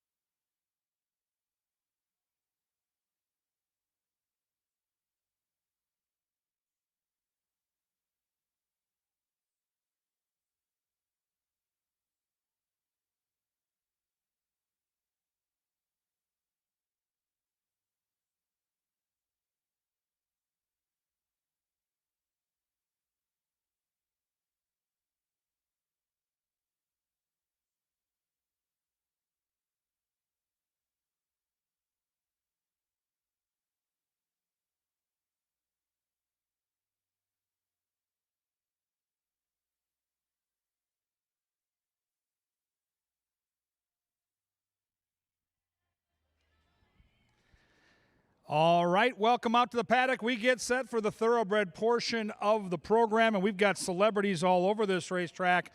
My main girl, Double K, Kristen Crow, the in-arena host in downtown St. Paul Grand Casino Arena. If you see a lovely-looking blonde in a white dress, you know the face, and you know that voice. If you've been to a wild game, she runs the show in that arena. She's here tonight making her Canterbury debut for the summer. I'd ask her where she's been, but I follow her on social media. The girl's been in New York for like 3 weeks, spending all that money. She's got to make that money back tonight at the windows, and I've got just the right horse for her right here in race 4. Fun race here. Minnesota breds, turf, 7.5 furlongs. The turf is good, people. The turf is good. Number 1 in this race is Rhino de Grace. For all you old school Chicago Cubs fans, inside post on the turf, always a good thing. Saving ground and saving energy is what these races are all about. You get Paris in the saddle, you get a horse that looks like he fits with this bunch. Trainer Bruce Reekin has the 1 and he has the 2. Ramblin' Gamblin' Man. The jockey on the 2, nicknamed in the press box the Sod Surgeon, which means he wins a lot of turf races. His name is Jermaine Bridgemahan. The horse has had 9 tries on our turf. If you're a glass half empty person, 0 for 9 on the turf at Canterbury, yikes. But if you're a glass half full person, 4 for 9 in the trifecta on the turf at Canterbury. 3 is Speedy. Paul Allen likes this one. It's I'll Make Bank. Oh, so does Mouse. Mouse likes this one too. I'll Make Bank has Kelsey on the backside. And Patrick Fields training. Fields is training at 31%. Under the radar, what a great season for Patrick Fields. I'll Make Bank going to be on the engine. Makes a real good impression in the paddock. Ears are up. Big strapping-looking racehorse, loads of energy. I love what I'm seeing from the 3. Right next door is my top pick in the race. That is High Ransom. Long shot Leslie. Uh-oh, there comes Leslie Mowing. Love him in the saddle for the Cook gang. Second off the layoff. Has speed, but I think the horse can sit just off the 3. I think the 3 might be quicker early. We'll see if Leslie can tuck in behind, press and pounce at a price. 5 is Wiles, and this horse came from nowhere last time. Hadn't done a thing, went off at 20-1, and won like a good thing. This horse destroyed the field last time, so we call it the light bulb angle, and guess who's buying into the hype? Our top jockey at Canterbury. His name is Manny Americano, and he gets aboard here looking to do it one more time. There's pace in the race. Top jockey should be flying late. One thing I can know for sure, this horse should not be 6-1. I expect that price to go down. Wiles is a major player here. 6 is Paw Allen. Eddie G gets the call for Mac Robertson, 3rd time off the layoff. With the speed in the race, like the 5, will likely come from off the pace. 7 is It's Miles. It's Miles is in good form, but those are dirt races. Can that good dirt form transform to the grass? I like the natural speed. I love Roman, the way he rides a horse, and certainly a chance to do it at a price. Right now, that price is a juicy 6-1. The pick 5 starter is a puzzler. You got to go deep here. I don't see any singles on that board. How about the betting? The lowest price is 3-1. The highest price is 7-1. That's as evenly matched a field as you will see at the racetrack, which means if you hit the trifecta or superfecta, you might need a wheelbarrow to get that money to your car later tonight. Good luck. Turf racing, pick 5 at the gate in around 8. And then they're going to get it on.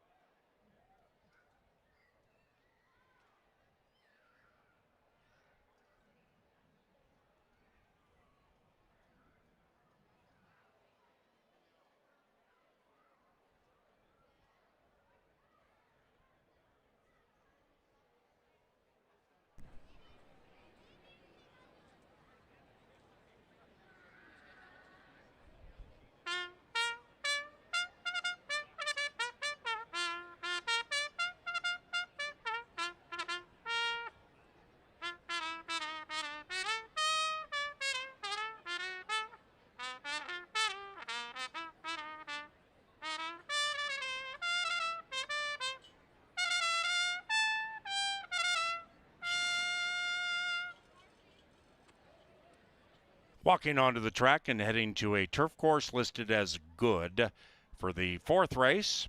This begins the 50-cent Canterbury Park Pick 5.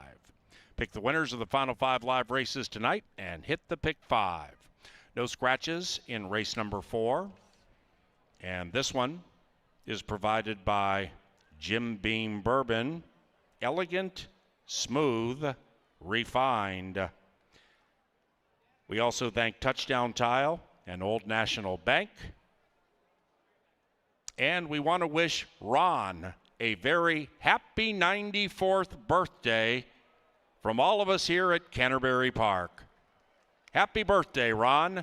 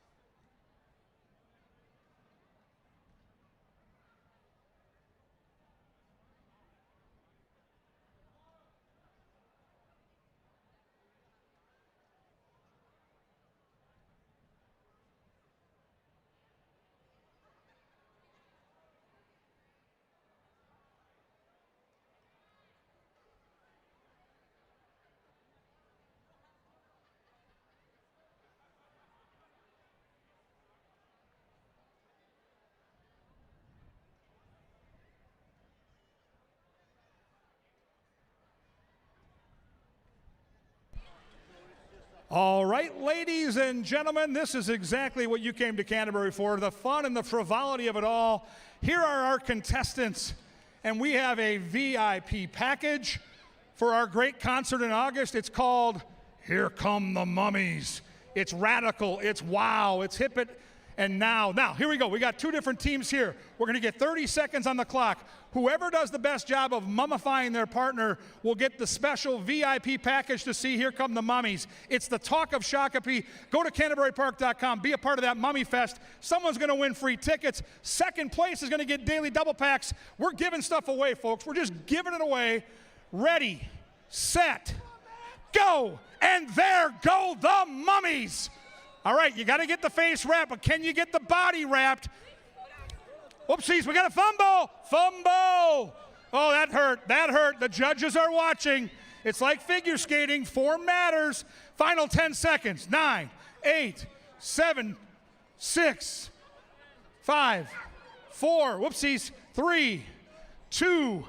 Stop right there. Stop. Don't move a muscle. Mummies, don't move a muscle. All right, we got to talk it over with the judges. This is tight. I mean, this is tight. Get in here, judges.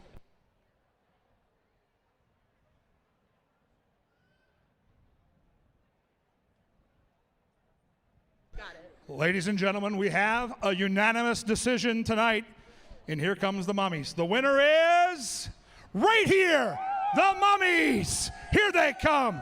Head to CanterburyPark.com. They get free VIP packages. You get the chance of a lifetime. Come see that intimate setting. Come enjoy the mummies.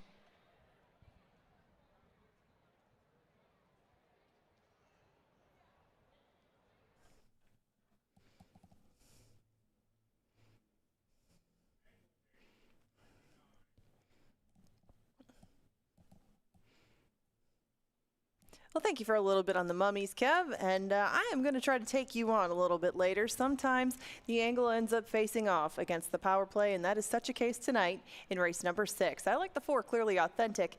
We're going to take a short look at why before we get to race number 4. Now, last time around, Clearly Authentic ran in the Curtis Sampson Oaks. She didn't pick up her feet that day. We're willing to toss that out. We're going to go back to that race in May. This is how she started her Canterbury career, and she did so very impressively. Now, first and foremost, she's taken the lead coming into the stretch, but look who's just to her inside. That's the other horse that I use. That's the power play. That's Everything Bugs Me. And Clearly Authentic is not just going to take the lead at this point. she's going to run away. And Clearly Authentic did that with a pace kind of pressing trip. I mean, she fell a little bit further back than I think she might today, but I still think that she might get a similar setup and a similar stretch run to this one with Everything Bugs Me in the rear view in the stretch of the 6th. If she can rebound to this kind of form, they're going to have a tough time beating her, and that's the 4, Clearly Authentic in race number 6.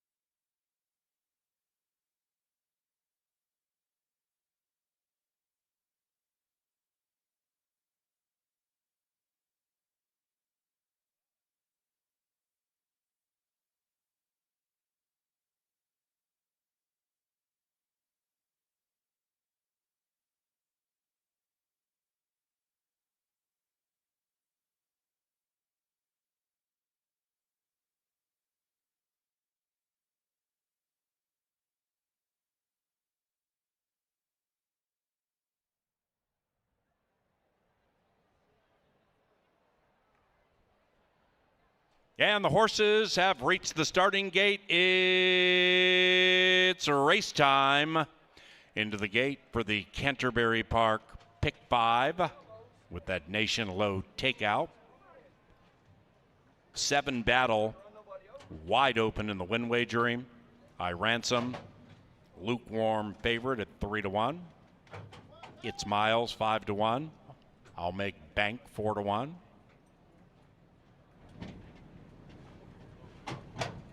They're all set, and they're racing. I'll make bank. Shoots out of the gate quickly, grabs the early lead. High Ransom ridden for speed.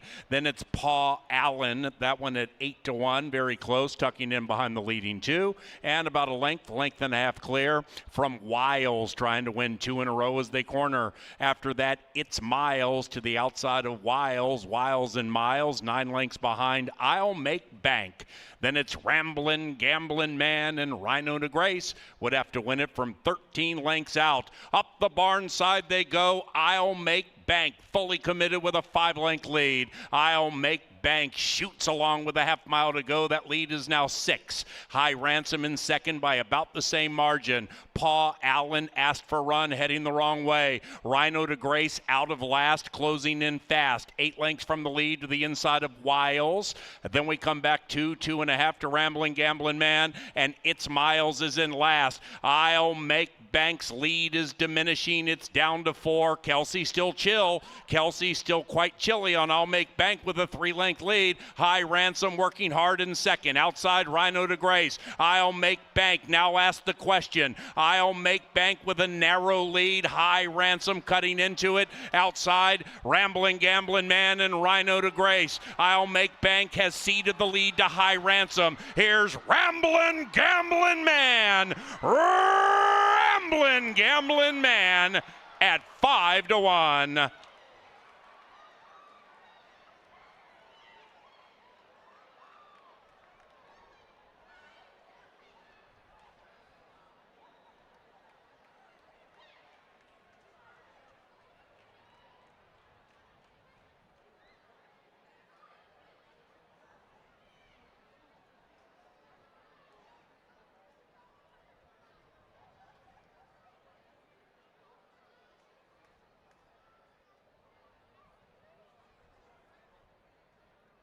Photo finish.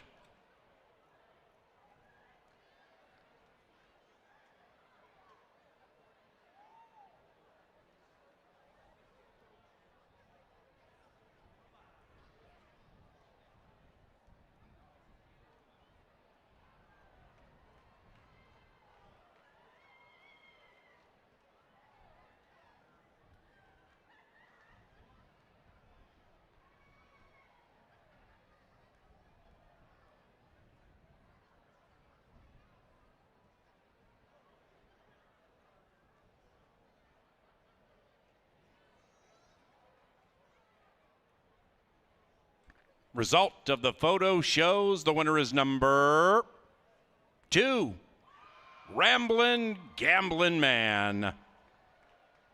Number 4, High Ransom second. 3, I'll Make Bank third. 1, Rhino de Grace fourth.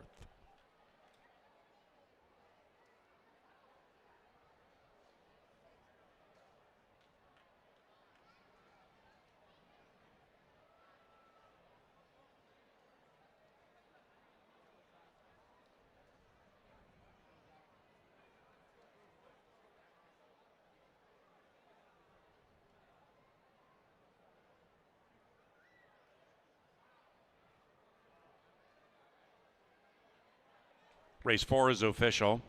Exacta 22 and change for a buck. 50-cent trifecta, 39.55, favored in second. Superfecta 21.56 for a dime. The double from Ding Dang Dolce, $60.40. Second pick 3 of the evening, $94.70. And the first pick 4 paid $312.40. Race 5 keeps us on the good turf course. Pick 4 wagering on the final 4 live races tonight. It's just 50 cents. And the last one paid $312. Scratch number 1, Speaking Loud. 5th race, 22 minutes from now. Courtesy of John Deere and Furniture Mart, where home shopping is built for you.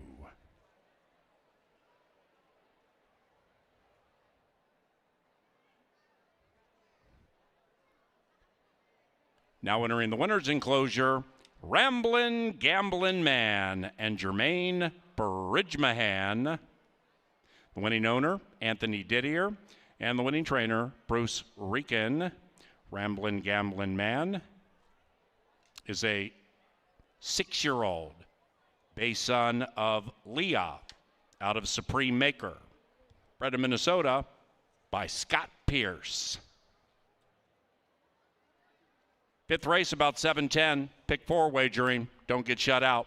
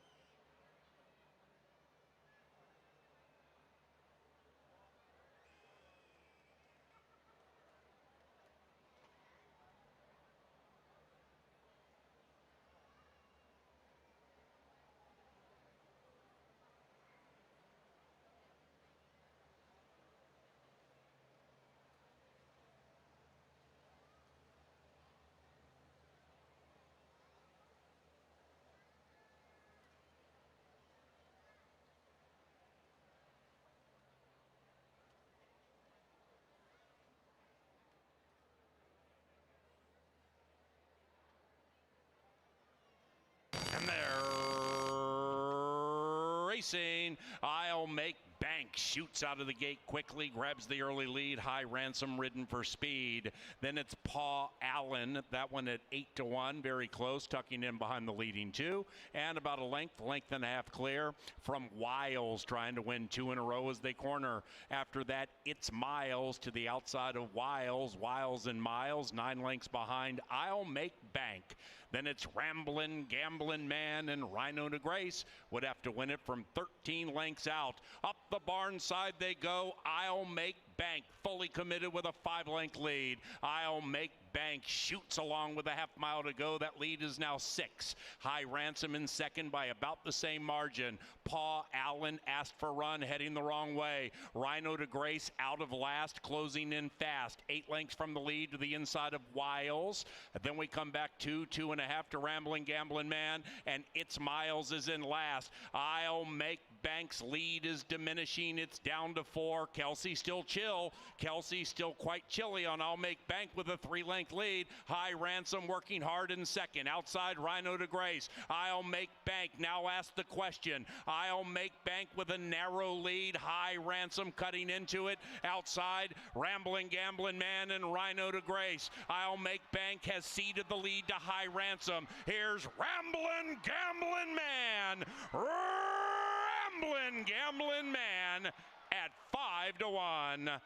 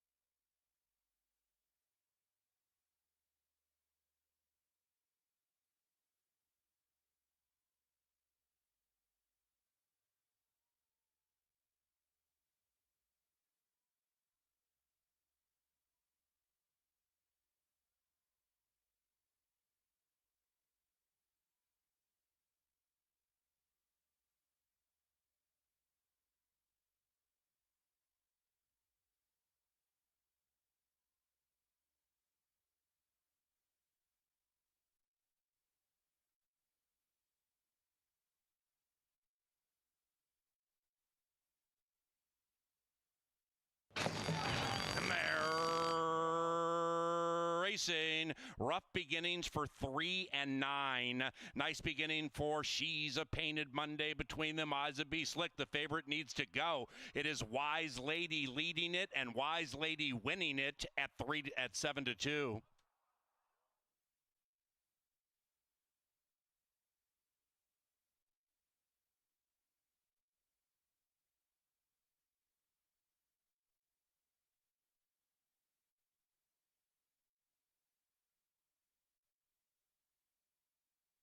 Acting up, and they're racing. She's a Sugar Mama, came off relatively well, grabs the lead. Inside, Livin' D Dream. Why So Political firing. Our Relentless Dynasty to the inside. It is Why So Political from Livin' D Dream. Why So Political wins it powerfully. And they're racing. Uncle Redheads came out beautifully, and so did Ease One. Inside is Half a House. On the far outside, Tough as Diamonds is firing. Between them is Terrorizer. It is Uncle Redheads all the way down to the inside, battling stablemate Terrorizer. Outside, Ding Dang Dolce. Tight photo between 6 and 5. Working hard in second. Outside, Rhino de Grace. I'll Make Bank. Now ask the question. I'll Make Bank with a narrow lead. High Ransom cutting into it. Outside, Rambling Gambling Man and Rhino de Grace. I'll Make Bank has ceded the lead to High Ransom. Here's Rambling Gambling Man. Rambling Gambling Man at 5-1.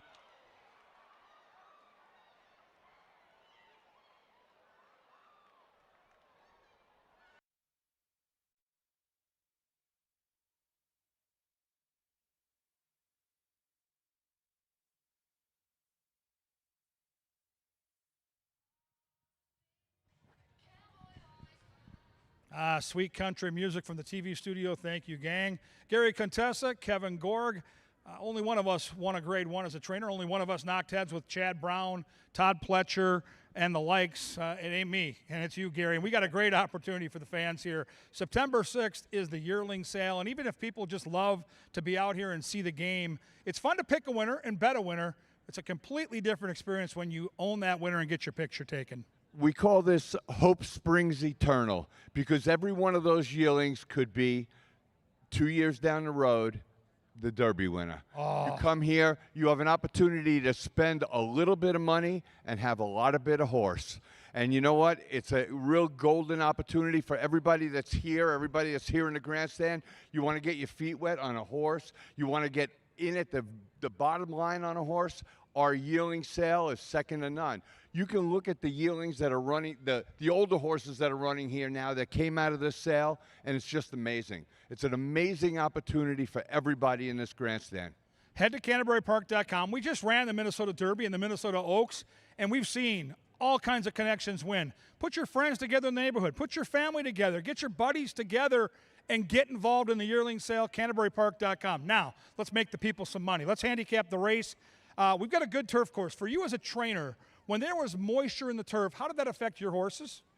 Moisture in the turf generally made me favor the closers. Mm-hmm. But you know what? Horses that run on the turf, you got some that love a little give in the turf, and you got some that hate it, just like horses hate slop and they love a fast track, you know? So it's really in the horses' hands, especially horses that have been out for a while. Well, I look at the betting board right now, and I think the fans are kind of really wrestling with where the money is going. I've got the 5 on top. I didn't think I'd see 7-2 on KY Do Declare. I think this horse has a big shot. How do you see this race shaping up? I think there's enough speed in here, and I think I like the horses that might be just sitting right behind, waiting a little bit. I kind of like King of the Trail. I think he's going to like being back on the grass. He's had 3 races on the dirt. And he's got I love the rider. I love Rahman. He is really good for this kind of horse. And I'm with you. I like the 5. He's been knocking at the door, and these horses are so equal. We need the trip horse in here. We need the horse that's going to get the perfect trip. And I got to tell you, Gary, I'm down here every day. You're a former trainer. That 7-horse Bears D, physically, that's about as good as you can look. He does look good. Wow. I'll tell you what, you like that look with a horse coming through the paddock because he just looks like he's all business. Kelsey's got a big smile on her face. Maybe she knows something, guys. You might want to head to the window. That is a really good-looking horse. Gary's on the 3. I'm on the 5. The horses are on the move. We got to get this going. We got our final 4 races of the night. It makes up our pick 4. As Gary mentioned, September 6th, Minnesota Breds, the yearling sale. Maybe you got a Derby winner. Maybe you got an Oaks winner. You can't win it if you don't get in it, right, Gary? That's right. And you could come up to me and I can help you look at these yearlings. We're all going to be there, and I'd be glad to talk to you about it anytime. All right, just ask Gary, guys. He's visible. He's here every day. He's in the winner's circle. He's in the paddock. He's our man. Right now, though, the other guy on the other side, the guy behind the guy, Sir Leonard Dykert in the call to the post. Good luck. Next.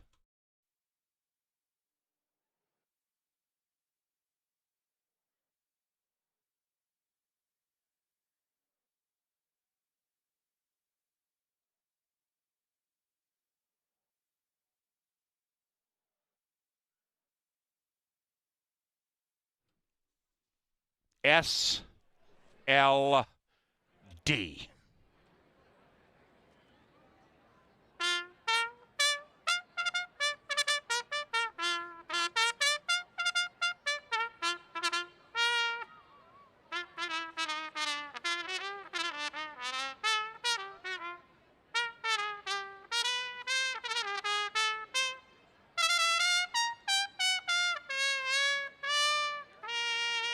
Good job, Lynn. Thank you. Lynn Dykert. That's our man. To the turf course, which is good for the final pick 4 tonight. Scratch number 1, Speaking Loud. Be to the gate about 7:10. Bet more, win more.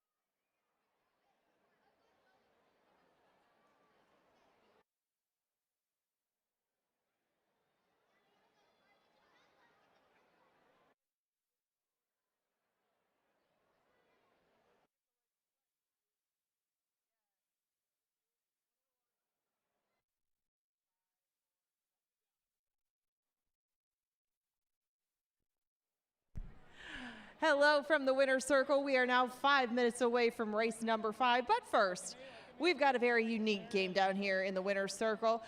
You probably haven't got a chance to play supersized beer pong, but these two do today, and it's going to be blindfolded beer pong. So give it up, if you would, for Willie and Roman. They are going to be down here trying to win some free beer. Simple as this, guys. If you can get those cups in the buckets, you get 2 beers apiece. Not going to find that many other places, so it looks like you've had some practice. And whenever you're ready, throw that first ball. You got 5 seconds. Oh, very, even tried with a little instep. Nice. You had a lot of power on that one. Oh, right off the rim. Okay, the second shot was pretty good. One more. Come on, you got to get a couple of brewskis here. Do it. There you go, right off the backboard. Couple of cold ones for these guys down here. Took 3 tries, but you got it in the bucket. Well done. And don't forget, if you had fun watching beer pong, you can go to our Bud Light party pit up on the 2nd floor and check out beer pong, dartboards, Jenga, the whole 9. Get the party started up there on the Bud Light party deck on our mezzanine level. And getting in your bets, well, you have 4 minutes to get in your race 5 wagers now.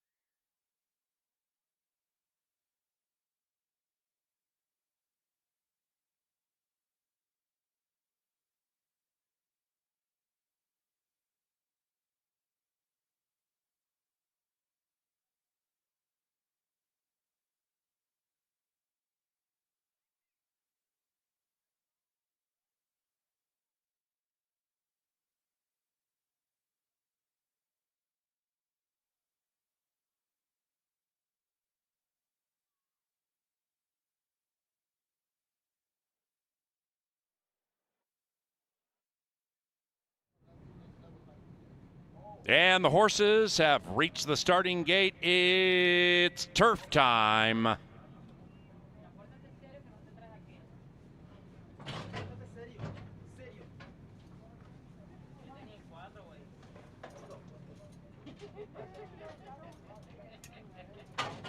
What's your objective? 9 to 5. King of the Trail, 3.5 to 1. Kai Do Declare, 2.5 to 1. Bears D, 3 to 1. Bears D, looking to win 2 in a row for the Headwaters group.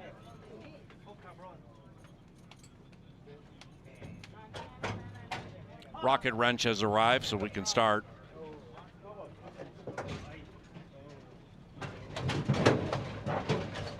Number 2, what's your objective? Acting up. And they're racing. What's your objective? Out speedily. The man, the myth, has some speed. So does King of the Trail. And at 6 to 1, King of the Trail wants the lead, gets the lead, runs away by 2. It is 3, 2, 6, 7, 4, 5 as they approach the first turn. And a headstrong King of the Trail blazes a trail in the early lead. That lead is now 6 lengths for King of the Trail. After that, what's your objective? Looking to win 2 in a row. Likewise for Bears D. They're in tandem. After that, the man, the myth, to the outside of Latin Force. And the one in last is Kai Do Declare, 8 lengths from it. Pace slows down. King of the Trail by 1. It's a diminishing one. King of the Trail just by a half from Bears D, but now recuts and opens up by 1 and a piece. Then it's what's your objective? Sequester to the inside of the man, the myth, between them, Latin Force, and Kai Do Declare still very much in touch with the field, and the leader just 6 lengths out of it. They're off the far turn, and King of the Trail trying to take them wire to wire, opens up by 2 on Bears D. What's your objective? Powerfully swings into action to the outside. Latin Force all dressed up with nowhere to go, and then it's Kai Do Declare. King of the Trail as challengers. What's your objective to the outside? Latin Force all full of run between them, now goes to the outside, and Kai Do Declare's coming on quickly. Here's Kai Do Declare. Latin Force finally gets the light of day. Kai Do Declare beat him though. 5-4-2 in a thriller.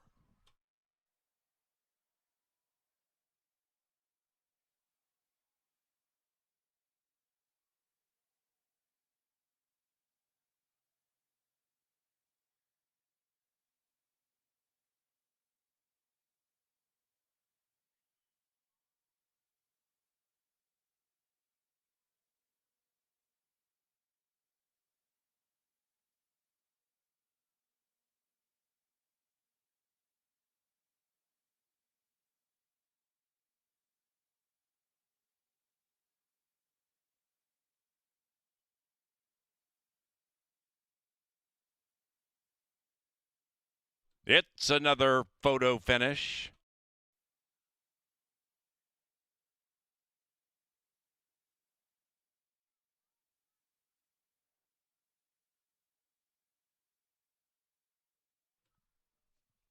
Result of the photo shows the winner is number 5, Kai Do Declare. Second choice by a couple hundred. 5-4-2-3. 5-4-2-3 in race 5.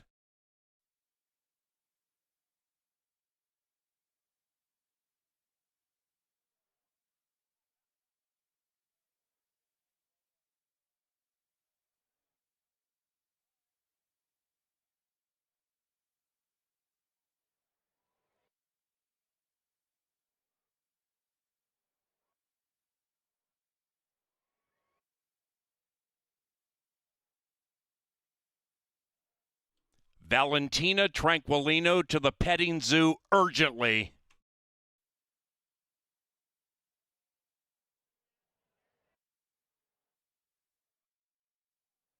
The 5th race is official. $12.40 for the exacta. Trifecta paid $10.45. Superfecta 5-4-2-3, $5 and change. Race number 6 begins the pick 3 on the final 3 live races, and we're back on the turf course. It's Good. Scratch numbers 3 and 6 from race 6. The next is courtesy of Armadillo Decking and Hormel, a longtime proud sponsor of racing at CBY. Our season finale is September 19th. It's also Fan Appreciation Day. CanterburyPark.com for tickets. Into the winner's circle, Kai Du Declare and Eduardo Gallardo. Kai Du Declare is trained by Tony Rengstorff, and the owners are Thomas and Janet Aguilera and Rodney Zimmerman.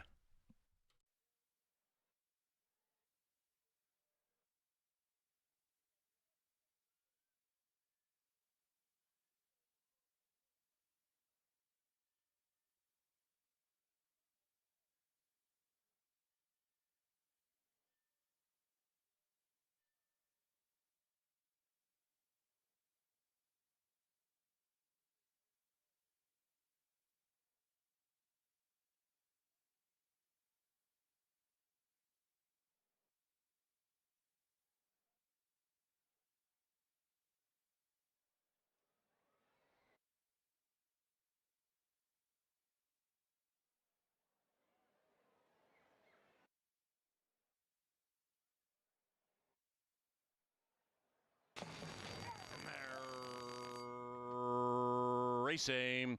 What's your objective? Out speedily. The man, the myth, has some speed. So does King of the Trail. And at 6-1, King of the Trail wants the lead, gets the lead, runs away by 2.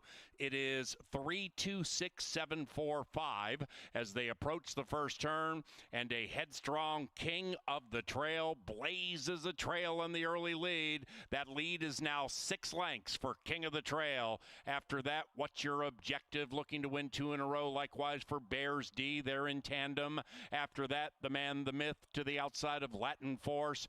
And the one in last is Kai Du Declare, 8 lengths from it. Pace slows down. King of the Trail by 1. It's a diminishing one. King of the Trail just by a half from Bears D, but now recuts and opens up by 1 and a piece. Then it's What's Your Objective? Sequester to the inside of the man, the myth, between them, Latin Force, and Kai Du Declare still very much in touch with the field, and the leader just 6 lengths out of it. They're off the far turn, and King of the Trail trying to take them wire to wire, opens up by 2 on Bears D. What's Your Objective? Powerfully swings into action to the outside. Latin Force all dressed up with nowhere to go, and then it's Kai Du Declare. King of the Trail as challengers. What's Your Objective to the outside? Latin Force all full of run between them, now goes to the outside, and Kai Du Declare's coming on quickly. Here's Kai Du Declare. Latin Force finally gets the light of day. Kai Du Declare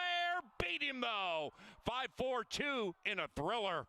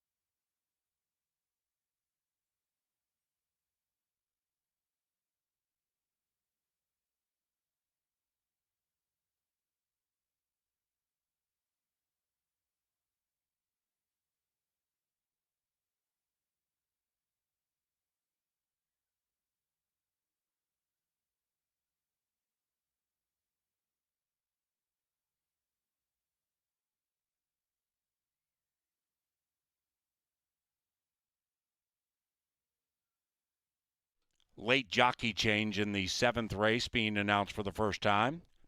Race 7, rider change. Number 5, Huey, will be ridden by Leslie Mowing. Race 7, number 5, Huey, picked up by Leslie Mowing.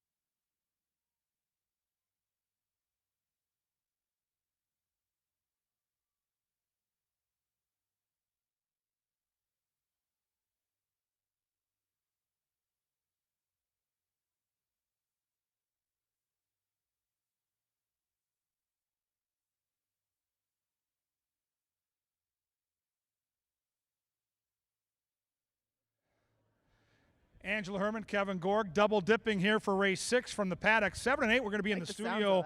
It's going to be a lot of fun. And Ange's mom is here taking the festivities in. Ange, we got a late pick 3. Let's just say fans are out here. They were too nervous about playing the pick 5. Advice for a late pick 3, because this sequence could be real fun. I would say maybe pick one of the horses that you or I like and single it in here, because they're going to be some of the lower prices, but they're a couple of our strongest opinions on the night too.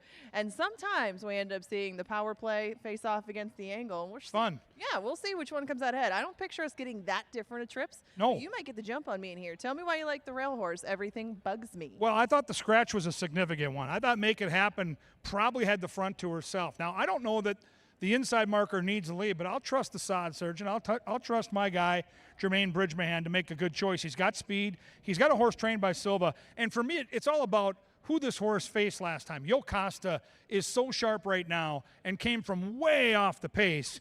This horse was a part of a very fast pace. So I like the one in here. I think we're going to be on or near the lead.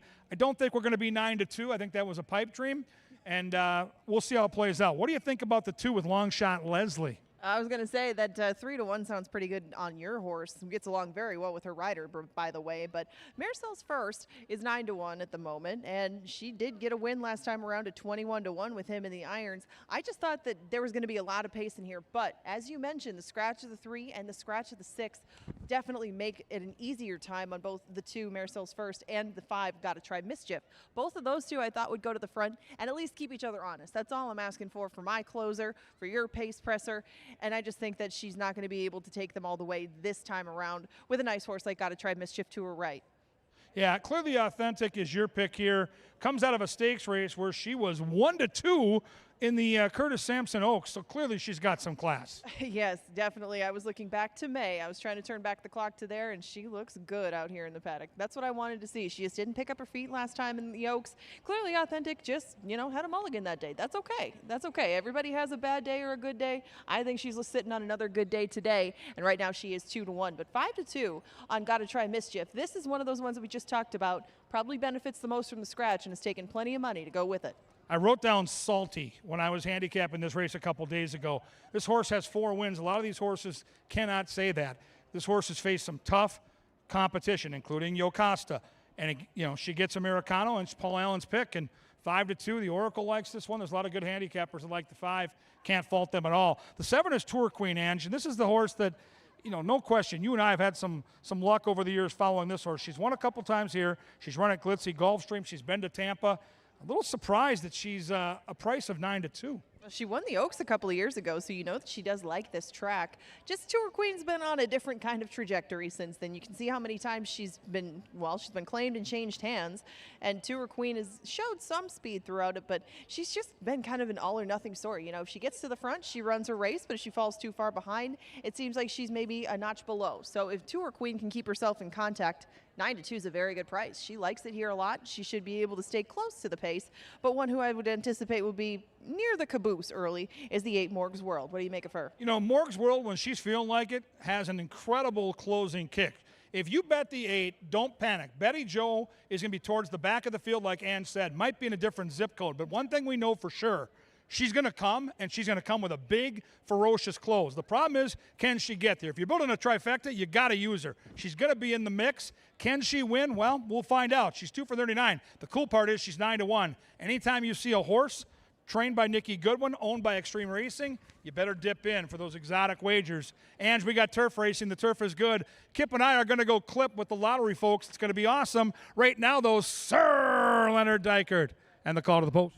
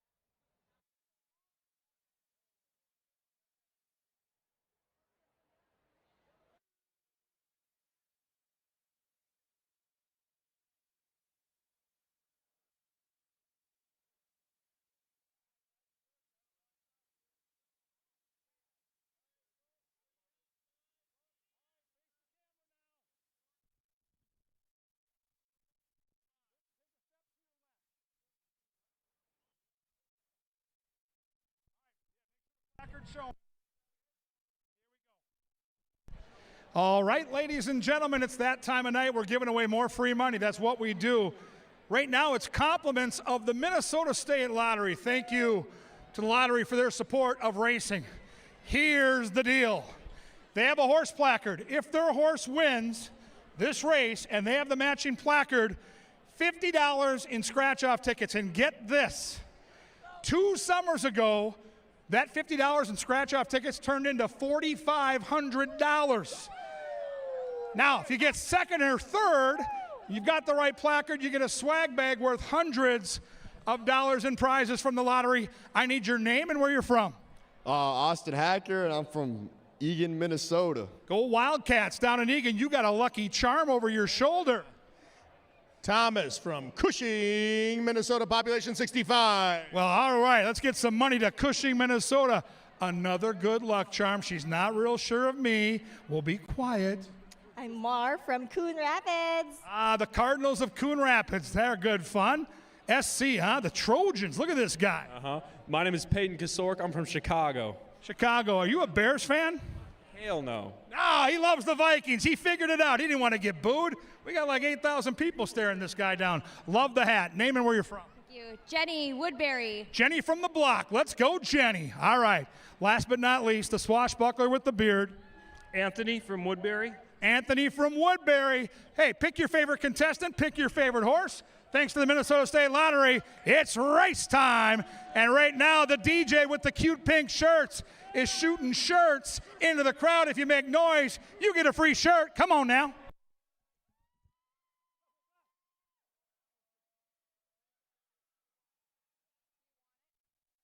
Let's load it first, and then I'll say something.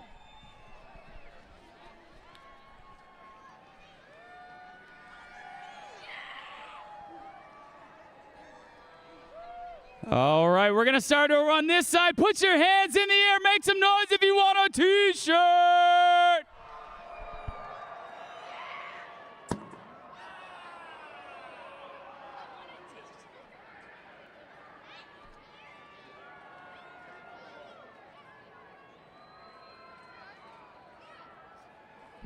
All right, now we're going this side over here. Put your hands up in the air. Make some noise.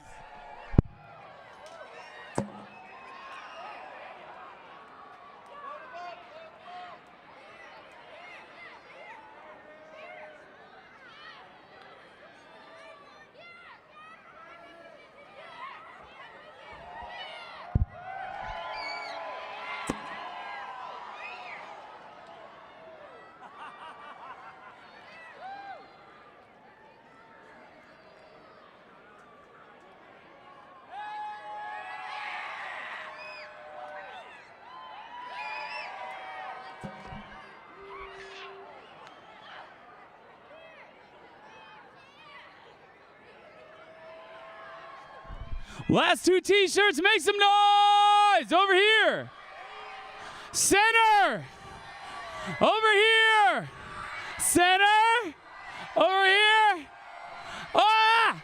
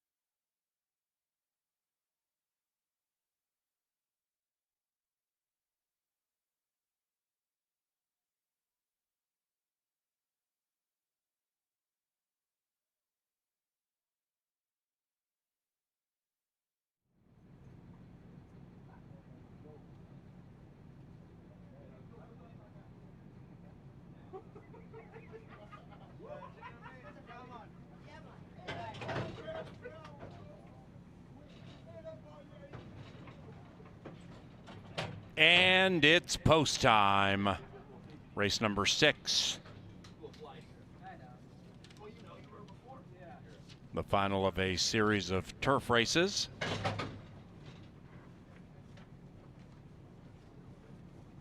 Clearly authentic, 2-1 in favor.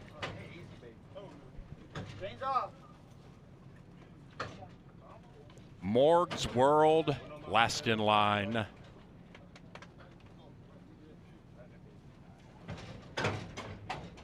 Here they come.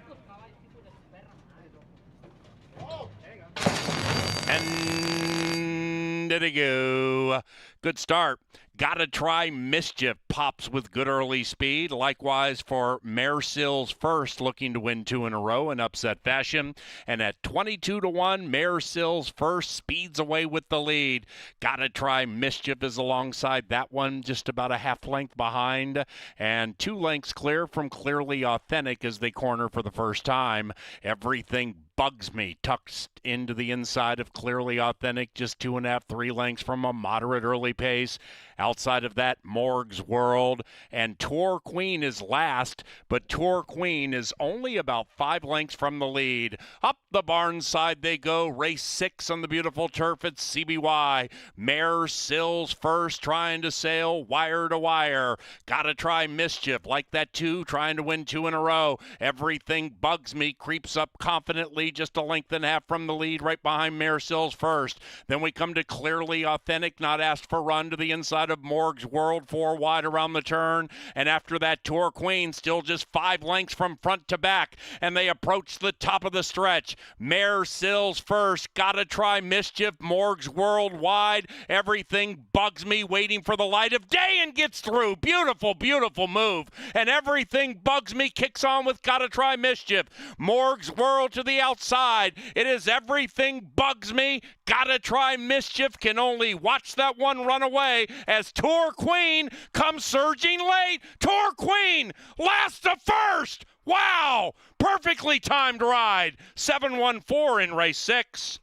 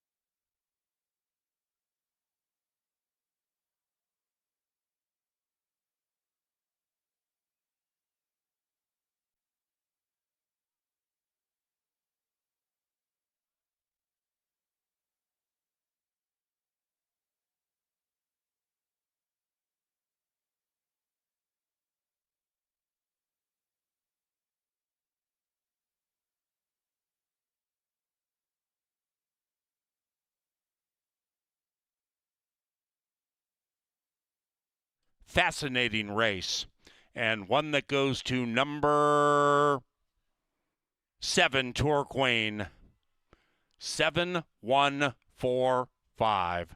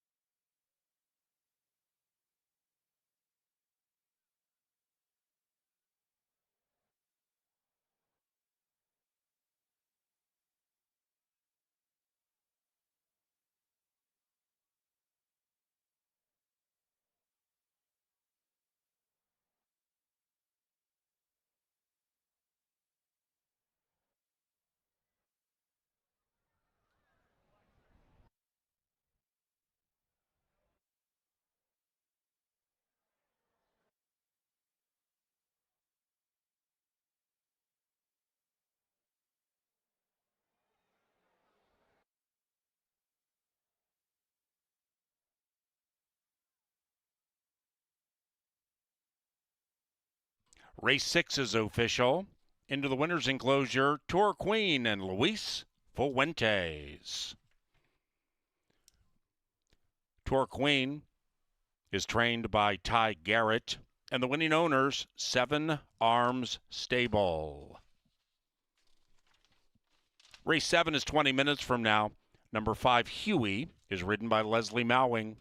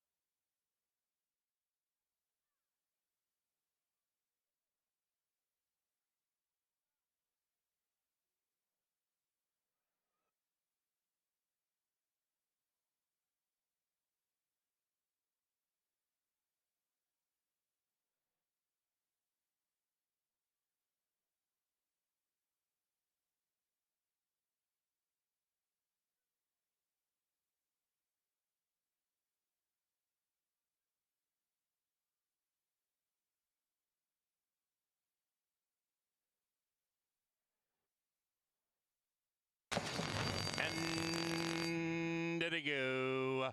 Good start. Gotta try Mischief. Pops with good early speed. Likewise for Mare Sills First, looking to win 2 in a row in upset fashion. And at 22-1, Mare Sills First speeds away with the lead. Gotta try Mischief is alongside that one, just about a half length behind. And 2 lengths clear from Clearly Authentic as they corner for the first time. Everything Bugs Me tucks into the inside of Clearly Authentic, just 2.5, 3 lengths from a moderate early pace. Outside of that, Morg's World and Tour Queen is last, but Tour Queen is only about 5 lengths from the lead. Up the barn side they go. Race 6 on the beautiful turf at CBY. Mare Sills First, trying to sail wire to wire.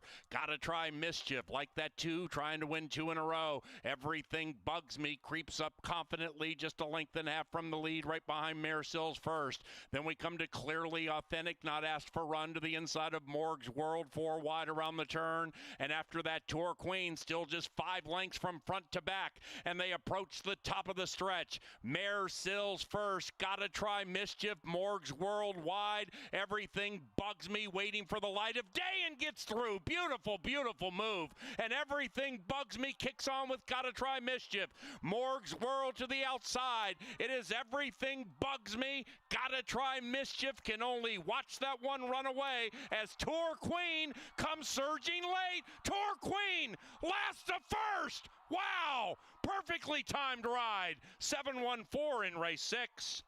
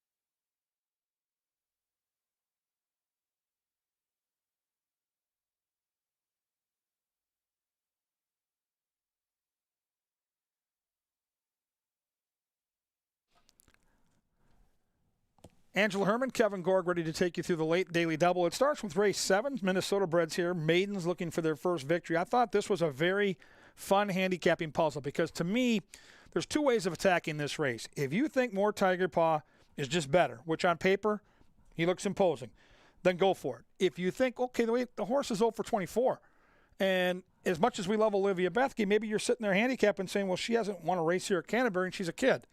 Then you try to beat this horse and you find a price. I couldn't get around the 4, but it's a fun race if you look at it from that percentage because there are 4 other horses that are all looking for their first win, and a lot of these horses have much, much less experience, which means they haven't lost that much. Right. It can be a double-edged sword. If they have the experience, they're not going to have the jitters. If they have the experience, they're going to know to run away from other horses. Maybe not with maidens, but they're going to know how to get into a fight. They're just going to know what's coming their way. And with some horses, especially those inside 2 runners, they might not have seen everything that's going to come their way as a racehorse. So more Tiger Paw has more advantages than one. We both did take him in here. So did Paul. He's your even money favorite. But let's start with Risky Bourbon on the inside. Risky Bourbon is only making start number 3. But this one hasn't shown too much speed in those first 2 outings. He's going to enter the same level of competition he did last time.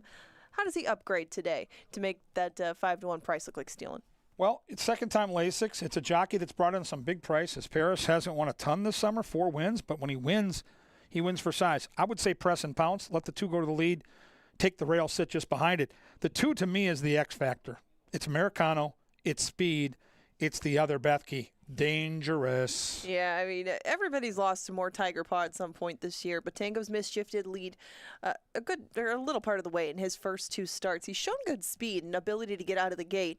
I think that'll put him into a fight probably with Chances-Are, if not put him ahead of him for a short time.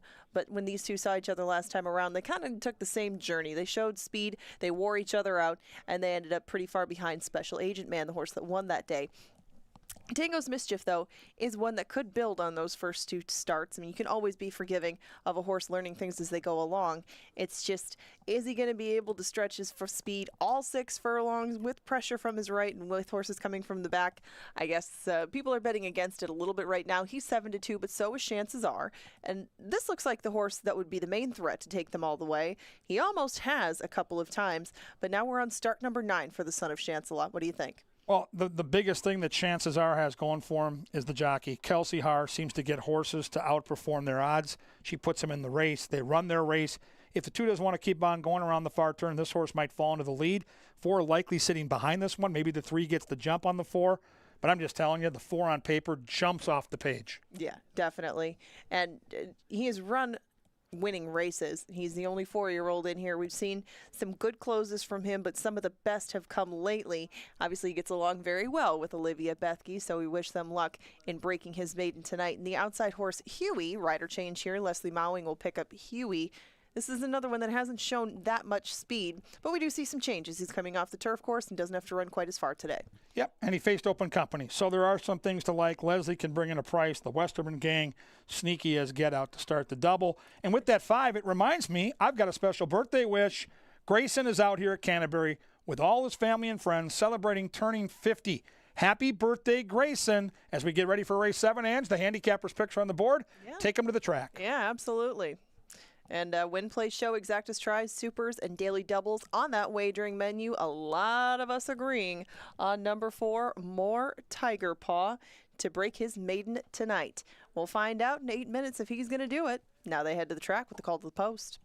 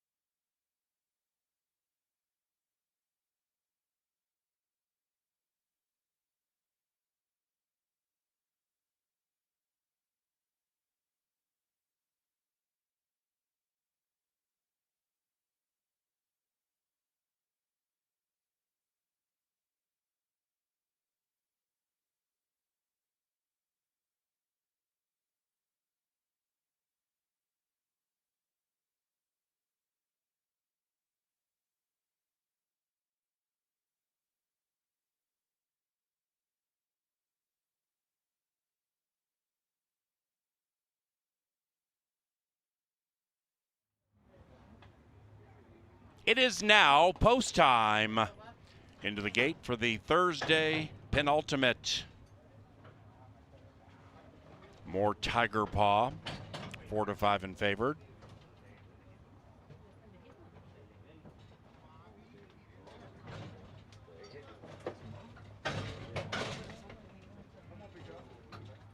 And the favorite is the next in line at 4-5.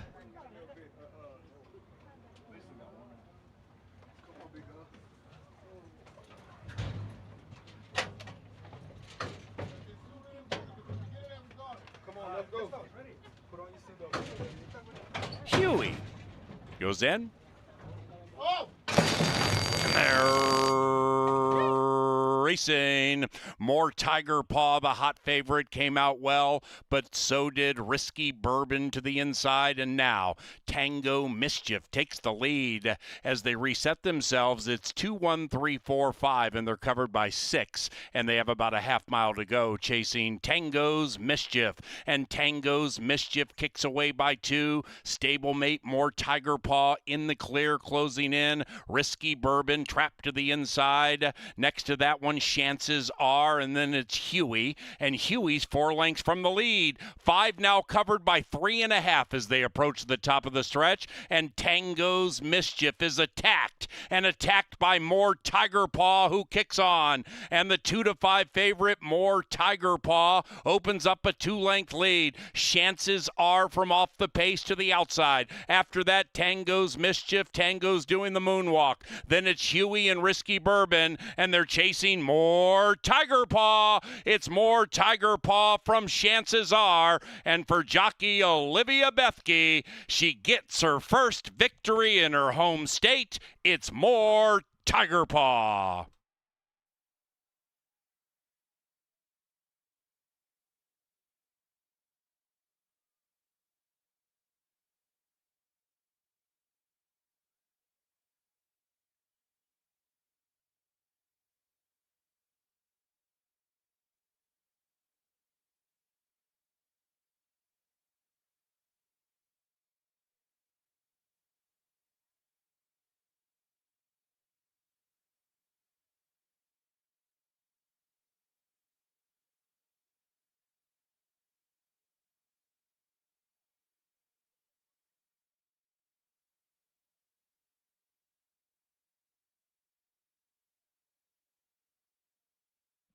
Number 4, More Tiger Paw first. It is 4-3 and a show photo.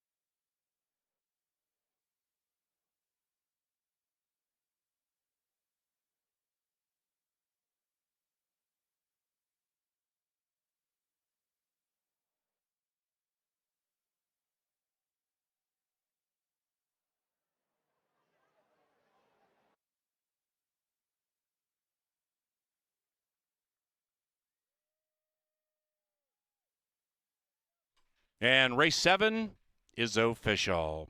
More Tiger Paw paid $280, $210, $210. Okay.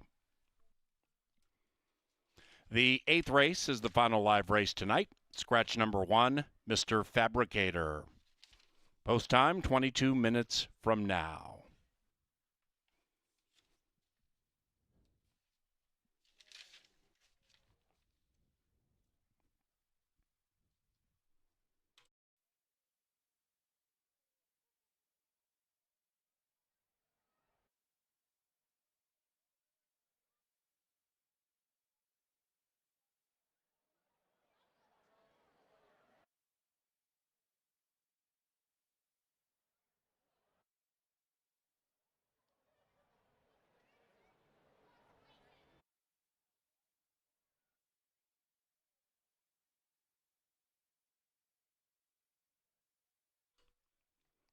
Now entering the winner's enclosure, More Tiger Paw and Olivia Bethke. The winning owner and trainer, her father, Troy Bethke. More Tiger Paw was bred in Minnesota by Dennis Strokirch and is a 4-year-old brown son of More Spirit out of Chrissy's Tiger Paw.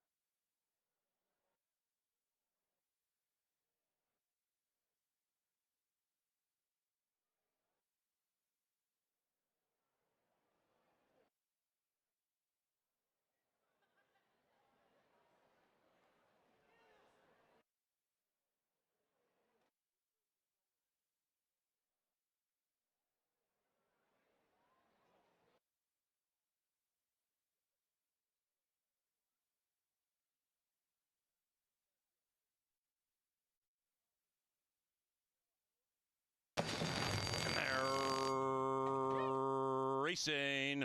More Tiger Paw, the hot favorite, came out well, but so did Risky Bourbon to the inside. And now Tango Mischief takes the lead as they reset themselves. It's 2, 1, 3, 4, 5, and they're covered by 6. And they have about a half mile to go, chasing Tango's Mischief.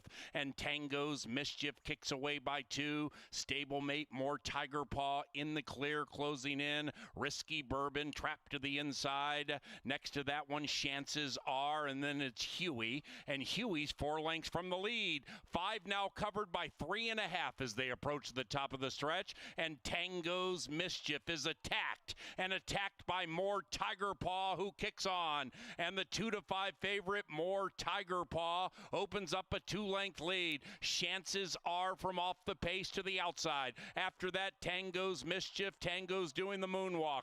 Then it's Huey and Risky Bourbon, and they're chasing More Tiger Paw. It's More Tiger Paw from Chances Are, and for jockey Olivia Bethke, she gets her first victory in her home state. It's More Tiger Paw.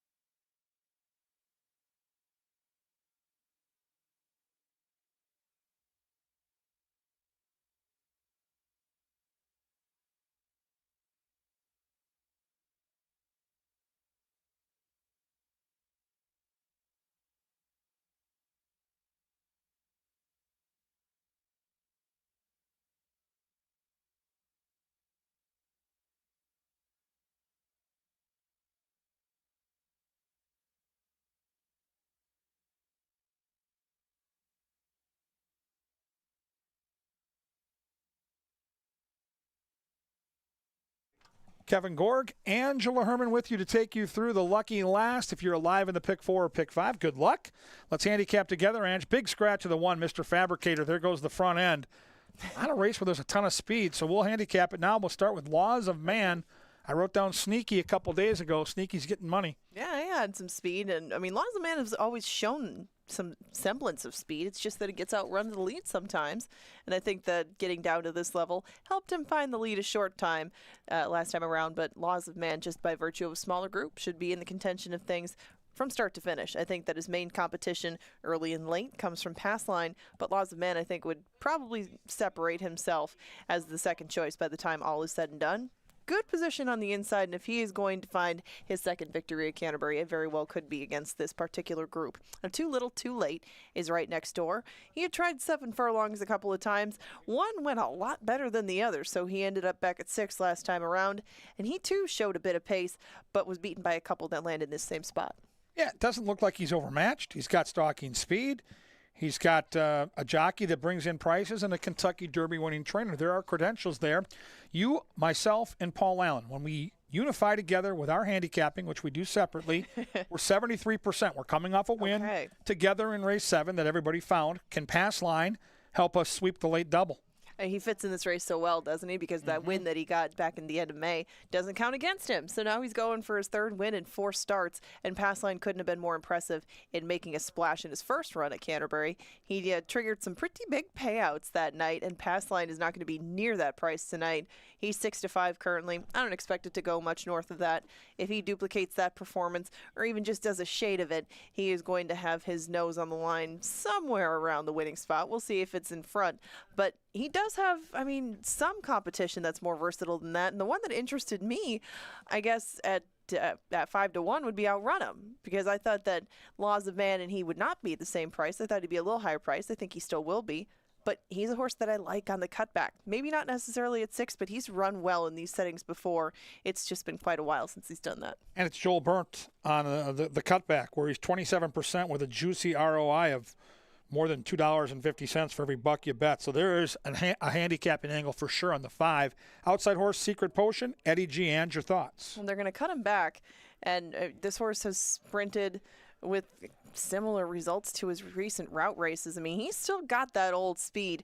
There's just not a lot of stick to it, and if he gets any sort of pressure up front, it seems like Secret Potion can't hang on quite as well as history would indicate. I think with the pressure from Pass Line and from Laws of Man, he's got to do a complete 180, to be perfectly honest. I think that when this race was originally drawn, he and Mr. Fabricator came from the same stable. Now they are no longer stablemates, so Secret Potion is left in here to carry the Silva colors, and I think you'll get more than 5-2 by the time all is said and done. Picks are on the board. The Oracle's going Han Solo right there with the 3. Good luck, Oracle. Hey, don't forget to check out CanterburyPark.com. We're racing Saturday at 5 and Sunday at 1.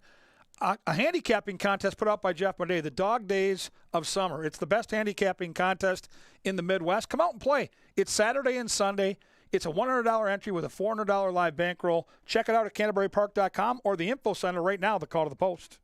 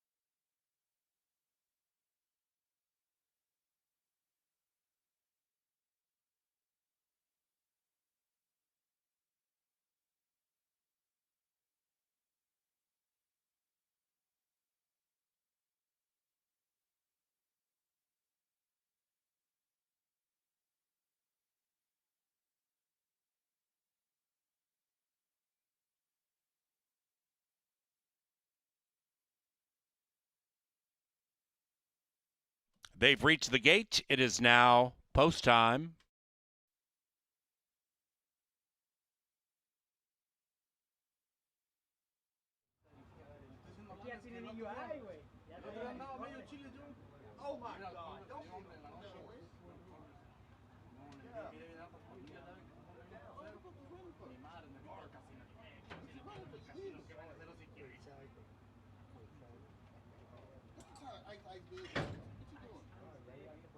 Into the starting gate for the finale.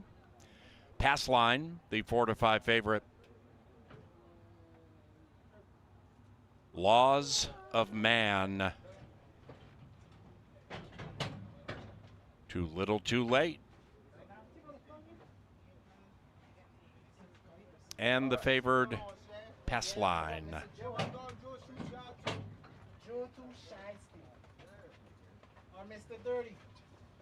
Outrun them. And Secret Potion.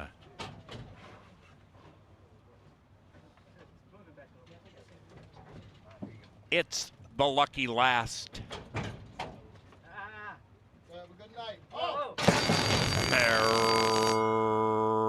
Racing.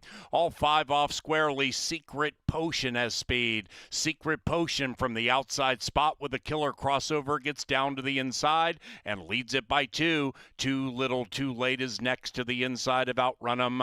Then we come to Laws of Man, 5 out of it, and Pass Line looking to win 2 in a row. The 3-5 favorite on the move out of last, but still 5 lengths behind Secret Potion. And Secret Potion is in a battle now with Too Little, Too Late off the far turn. They travel in perfect harmony, and Stalking is Outrun 'em from 1.5 out. Then we come back to Pass Line. Pass Line 6 lengths from the lead, and about 2 clear from Laws of Man, who's 7 lengths rearmost.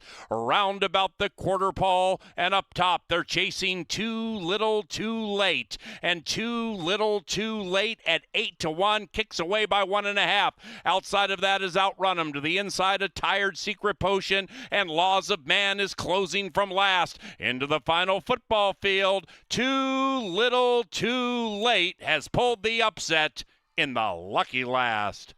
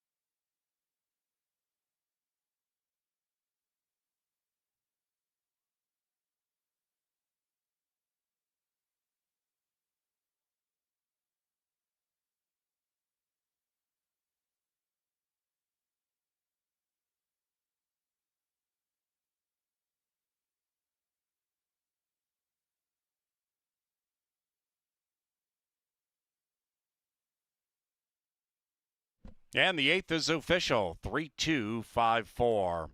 The pick 5 today paid $747.60. Final exacta, $44. Final trifecta, $71 and change. Superfecta, $21.83. Final double, $31. Final pick 3, $51. The 50-cent pick 4 paid $81 and a nickel.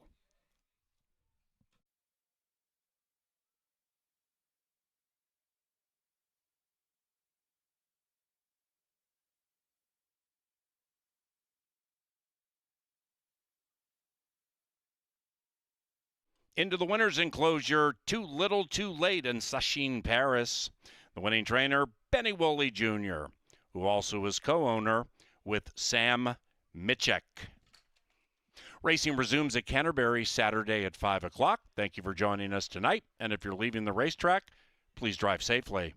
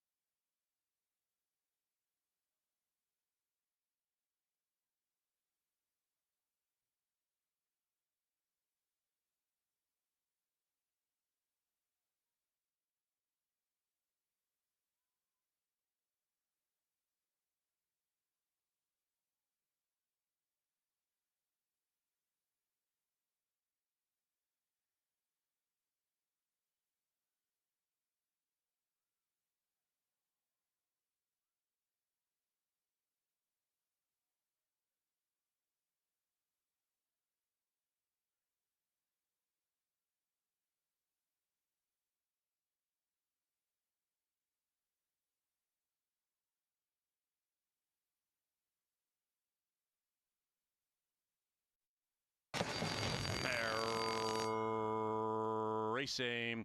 All 5 off squarely. Secret Potion has speed. Secret Potion from the outside spot with a killer crossover gets down to the inside and leads it by 2. Too Little Too Late is next to the inside of Outrun 'em.